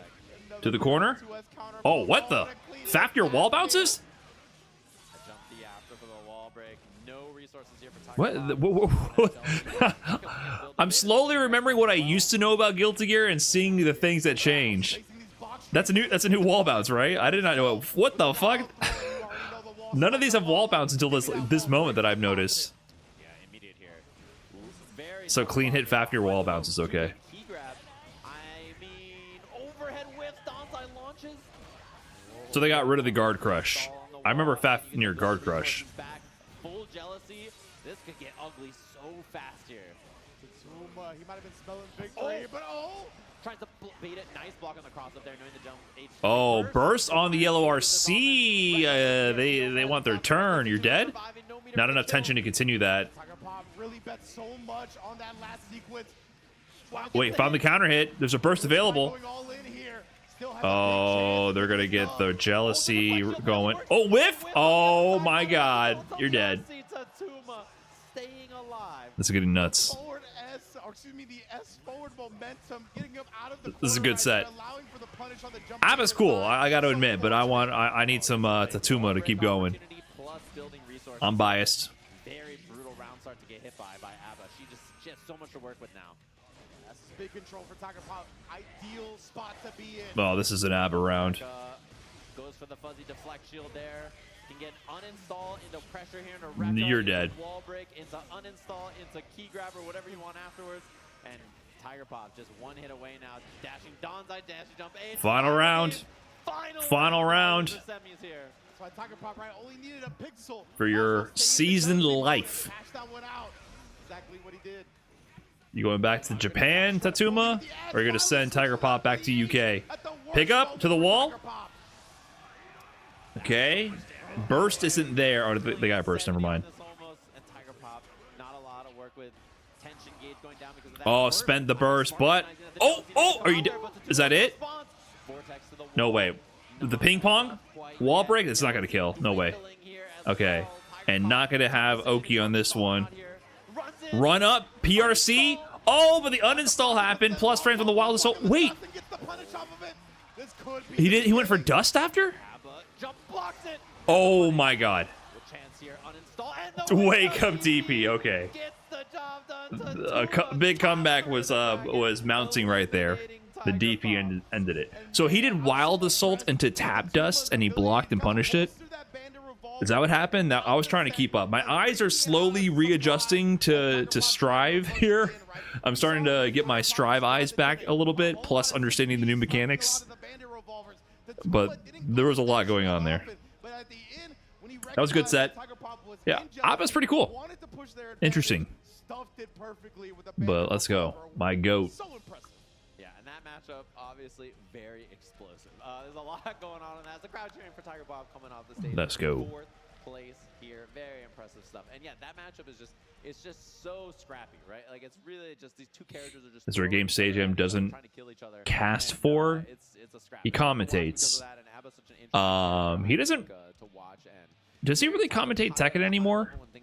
Like, if you're in jealousy and you're hitting your opponent, I don't think he really commentates Tekken. when you're not, that's the hard part about the character, and I think Tiger Pop plays that very well. 100%. That's what you need as an ABBA He player, used to, That's right? where I don't think he you really commentates Tekken anymore. Your defensive style when you're outside of jealousy and Tiger Pop. One of the I think he best did for a overall little with while, that. So if I remember correctly. Maybe I'm making that up. We've arrived at But he a doesn't very commentate top Tekken. But before that, I need a breather. I hope everybody at home needs a breather. We're going to take one and be back to conclude the ARC World Tour Finals presented by PlayStation Tournaments. Cool.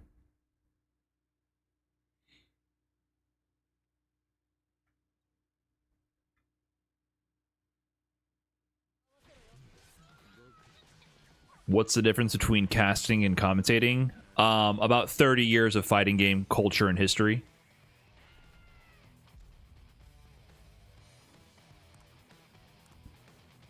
You're just hitting the Inglorious Bastards meme with the bar charade scene where the undercover British soldier gives away that he's not native German. He goes for 3 instead of... he does 3, but I think... what do they do? They said they do 3, which is crazy. Right? He does this, which is the Western way, instead of doing this. You're supposed to do this thumb. You start with your thumb. 1, 2, 3.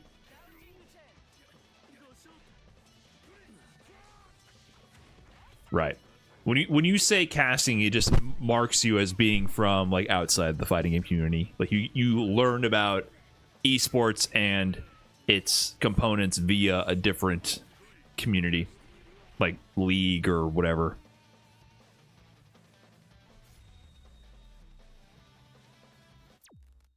Also, I just don't think that's an appropriate word. Was that ever used before the context of esports? Did anyone say casting for commentating ever? For anything ever? What was the origin of that? They used in StarCraft? Shoutcasting for sports? Sportscasters? Who would be the sportscasters?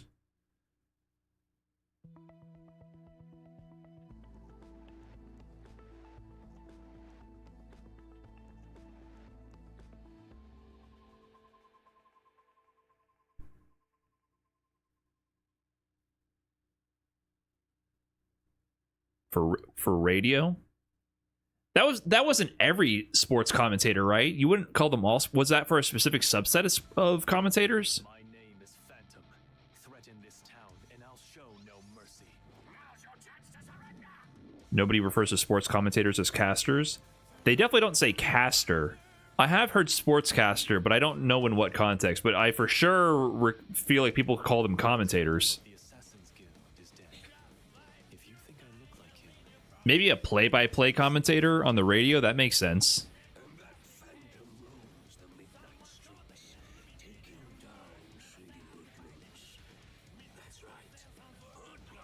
But I think the default title was still commentator, right?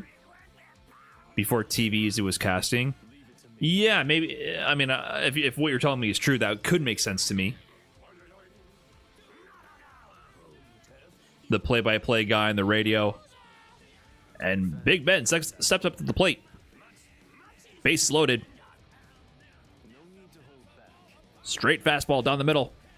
And it's a doozy. Out the park it goes. my second birthplace is forever etched on Round the bases. never to fade. I'm not so ungrateful as to forget. It's always some fucking fat dude smoking a cigarette. The greatest athlete we've ever known.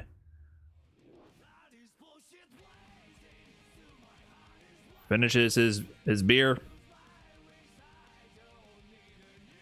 5'10", 225.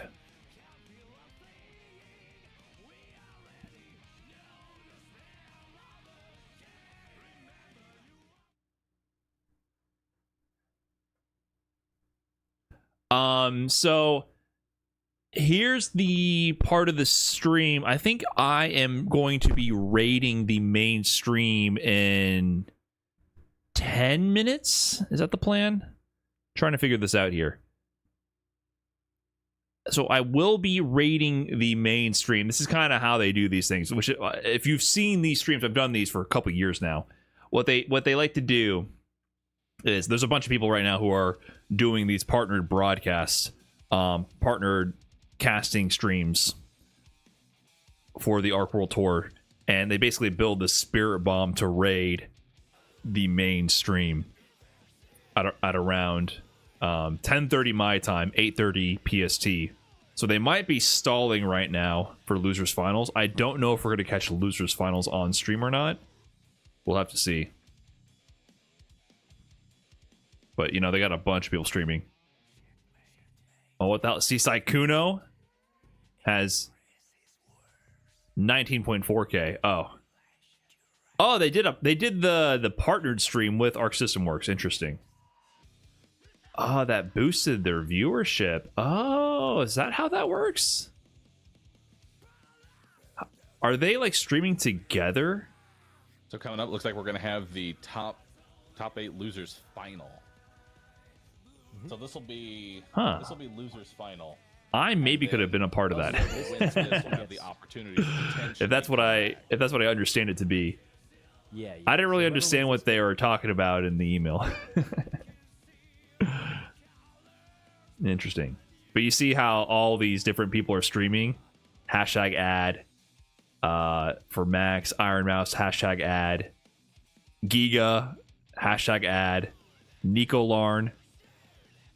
No hashtag ad, but I feel like they're probably supposed to be. Hashtag ad. Coney, hashtag ad.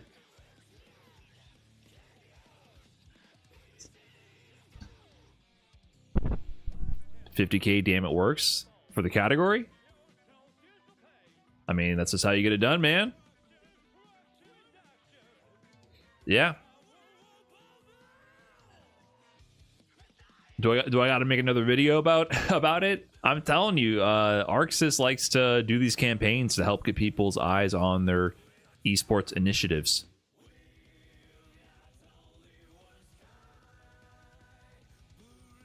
If you cross that threshold and become a general streamer, people will watch you do or watch anything.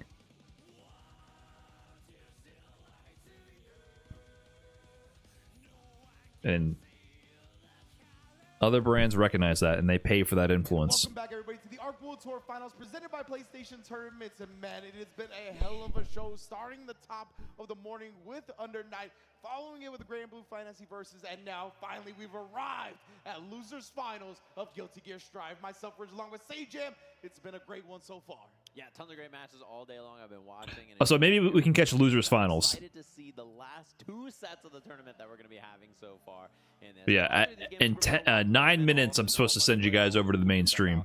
I was just saying to Ebonic earlier that Grand Blue's one of my favorite popcorn games. Like, I love watching. I could just sit there and be a spectator in that game. It was super fun to watch this weekend, and just some interesting nail-biting sets. Yeah, they're adding ranked. They announced This that. game with 2 pretty young competitors, and Tatuma, the legend, the old school vet on the other side at 35, creeping up there when there's a bunch of 20-year-olds in this bracket who are cooking. So we'll see if he's going to hold it down after that intense set with Tiger Pop, obviously.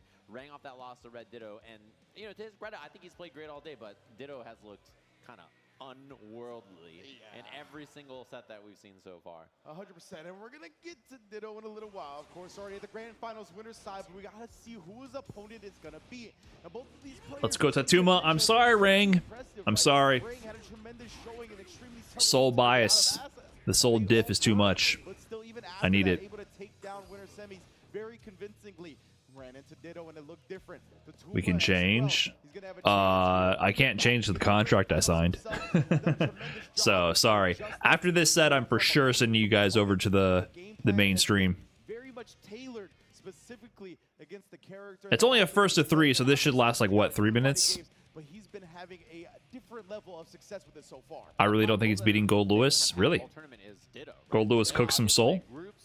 No grand finals? That's the whole strategy. They have you spirit bomb. Every one of those people with the hashtag ad who's doing the watch party, they're all going to raid the mainstream right for the grand finals. That's just part of the plan.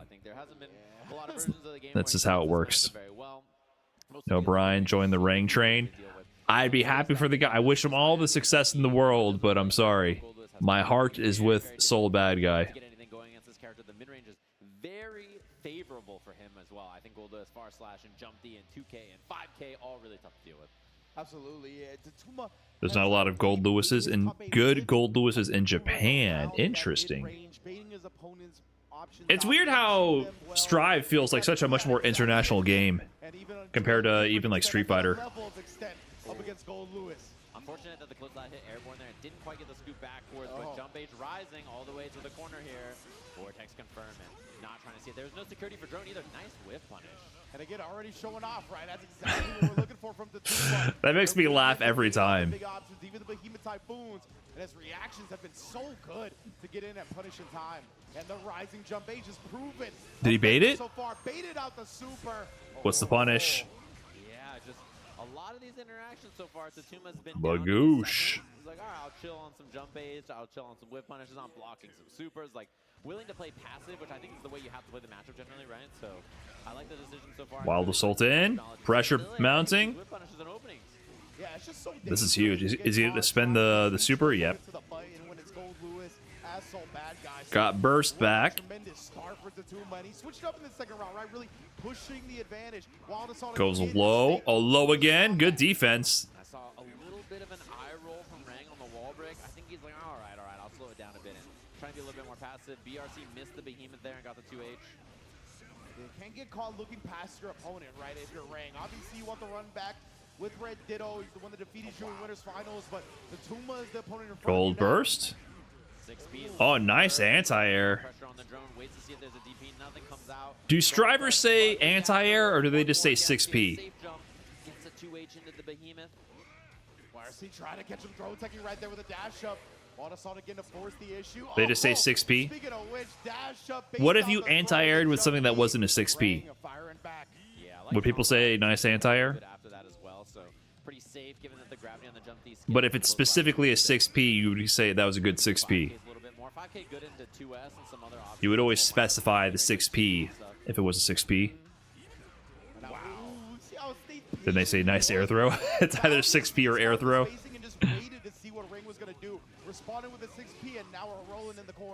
Scoop. Oh, scoop. Throw looping. Get another one in there. Oh, command grab. One more. Scoop. Oh, wrong scoop. Nice block on the low. Wait a minute. He got caught pressing a button. The Wait, are you light dead? melting away No so way. Are you dead? quickly. Okay. Slight mishap in the corner there. Could have been a super and maybe even the kill. Honestly, No way. Is he dead now? that the 2K gets punished. This was ham. Oh, This was ham. you noticed that eye roll here on our Right, I know 6P is the anti-air move. Generally, I know generally you only anti-air with 6P. But you know, Soul 5K back in my day used to be known to cause some damage to some aerial approaches. Back in my day. Gameplay just immediately got very different about how he's approaching things, and I like it a lot. I believe that 6S managed to stuff the satellite in time. So there's great space on that, covering his whip. Oh, nice. You already know. 6P. Strings him up again, takes the front throw. Nothing risky so far. The Fafner stringing him up with a 5P afterwards, and Rank just playing very passive, not swinging. Yeah, absolutely. Yeah, Tatuma matching him with that passive style, but man, he was still in range of the Behemoth. Was expecting the quick one to come out. Oh my god. So much meter lost. He didn't get wrist gauge cranked because of it. Now he's out of resources. Wrist gauge is cranked. Escape. Oh no, that's a punish. Yeah, committing to the bandit bringer right there with no meter. Oh my, goes low twice in a row. Tatuma with a chance here. Overhead Behemoth spaced out. 2S trade. Love the 2K again, knowing it's such a fast button challenge with there. Wild Assault to command grab. He backdashed on the command grab. Oh my god. It's enough. Right there. Of course, that minigun buff, baby. It's always I like the attempt though. I like the attempt. Yeah, and what My goat's not scared to go for the scoop. corner for the wall break. With a buff to Behemoth being able to be canceled by security gates. He's not scared. 624 Behemoth is a lot Okay. neutral because of the cancel. Pick up out of the air. What a find there from Tatuma. Yeah, the 5K anti-air. It's a relic of the past, honestly, but right there, great job to stuff the cross up. Was that a drop? Chance. Oh, and he gets the back throw. Should be an easy peasy kill here with the 6H Okay, afterwards. okay. it's always the OTG to tap it in at the end. I never believe it. I never believe it until I see it. The satellite, Tatuma holstering it. Wild Assault. Wow. Okay, interesting combo conversion. I haven't seen that yet. The Wild Assault for the extended corner carry right there. Now just keeping his space But the back. drone seems like if you get drone out, you just control the screen. Right there. Tatuma already on negative penalty almost. Approach attempts. This 5B is huge. It just mostly doesn't work on One standard throw. characters, right, or crouching characters. So you want to use it as an anti-air option as he gets strung up in the corner here. Going to take the immediate wall break. Yeah, he's gonna get the positive bonus on his side right now. Too much damage, but still, obviously, this is a good look for Tatuma, man. A good snowball Wow. victory, but we got Wow. him overdrive once again. Man, that kind of commitment is so scary. Wild Assault hits. Tatuma on a lot of Oh, resources. cross up mix. Oh no. He has tension for the wake up super. Also crossed The fast up. RC is You're out. dead. Holy shit. Just clawing back in these rounds. Come on, Tatuma. Come on. Time for the comeback. Let's go. Check your phone. Notes say, don't get mixed. Don't get mixed. Come on, my man. This is it. So good, man. Like, Ridiculous mix. My goodness. This is it. like so many opportunities where it could be safe jump, same side cross up, or cross up Behemoth. And then after Here we go. overhead or low Behemoth, 3-0 comeback. it's just so much to deal with. Straight bus ass. The clash.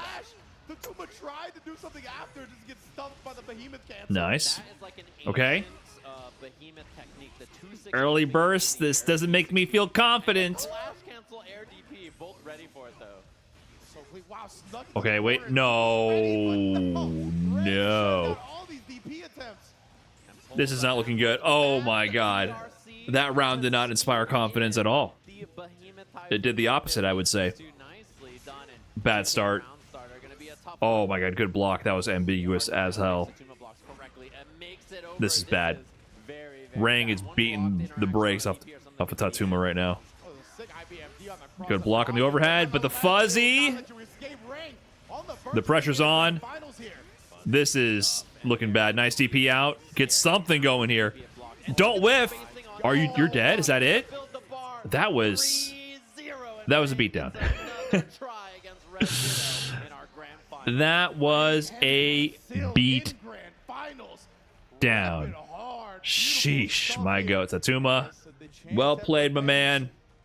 He did Soul proud, but Rang kind of cooked. I think God at the very beginning of that set really thirsting to get into Kinda cooked. to get that run back against Red Ditto. Once he composed himself, buckled down, looked at an opponent in front of him, it was a completely different ball game and really ran away with the set afterwards. Yeah, and I mean, I love one of the things All we see right. now because of the security. Well, right? The 6 guys, it hit that part of the stream where a last-second addition to the game plan was added for me, which I didn't know about originally. So, with that, I get to show you this and read a text message. Let's see. Make sure you stick around on the ARC World Tour main channel after the raid to watch the exciting conclusion and for your chance to win the prize at 8:40 p.m. PST. One lucky viewer will win the Claw A1M sponsored by the MSI student program. Take your gaming library anywhere. The Claw is a powerful PC handheld equipped with Thunderbolt and doubles as a mini PC. If you're a student in the US, you can apply to be an MSI student program for collegiate event support and discounts. Learn more about the command. Learn more about it with the command !MSI in the other stream. And to participate in the giveaway, use command !ASWAWT24. So yeah, they're doing giveaways on the mainstream, basically. That's not on this stream. It's going to be on the stream I'm sending you guys to. So I'm going to be sending you guys to Arc System Works U. So when we go over there, we will be you'll be able to participate in the giveaways. So basically, that's about it, guys. Oh, you can only participate if you're in the US, by the way. So if you're on YouTube, you should go over, if you want to go to the giveaways, you can go to the Arc System Works Twitch channel. But there are giveaways they're doing, so you can check that out. All right, guys. I'm going to send you guys over to watch the finale on the main channel. Thanks so much for watching on both Twitch and YouTube. Appreciate you guys so much. Hopefully I enhance your experience, and I will catch you guys next time. Peace. Adios. Adios. Bye, bye, bye. I think the raids are going through.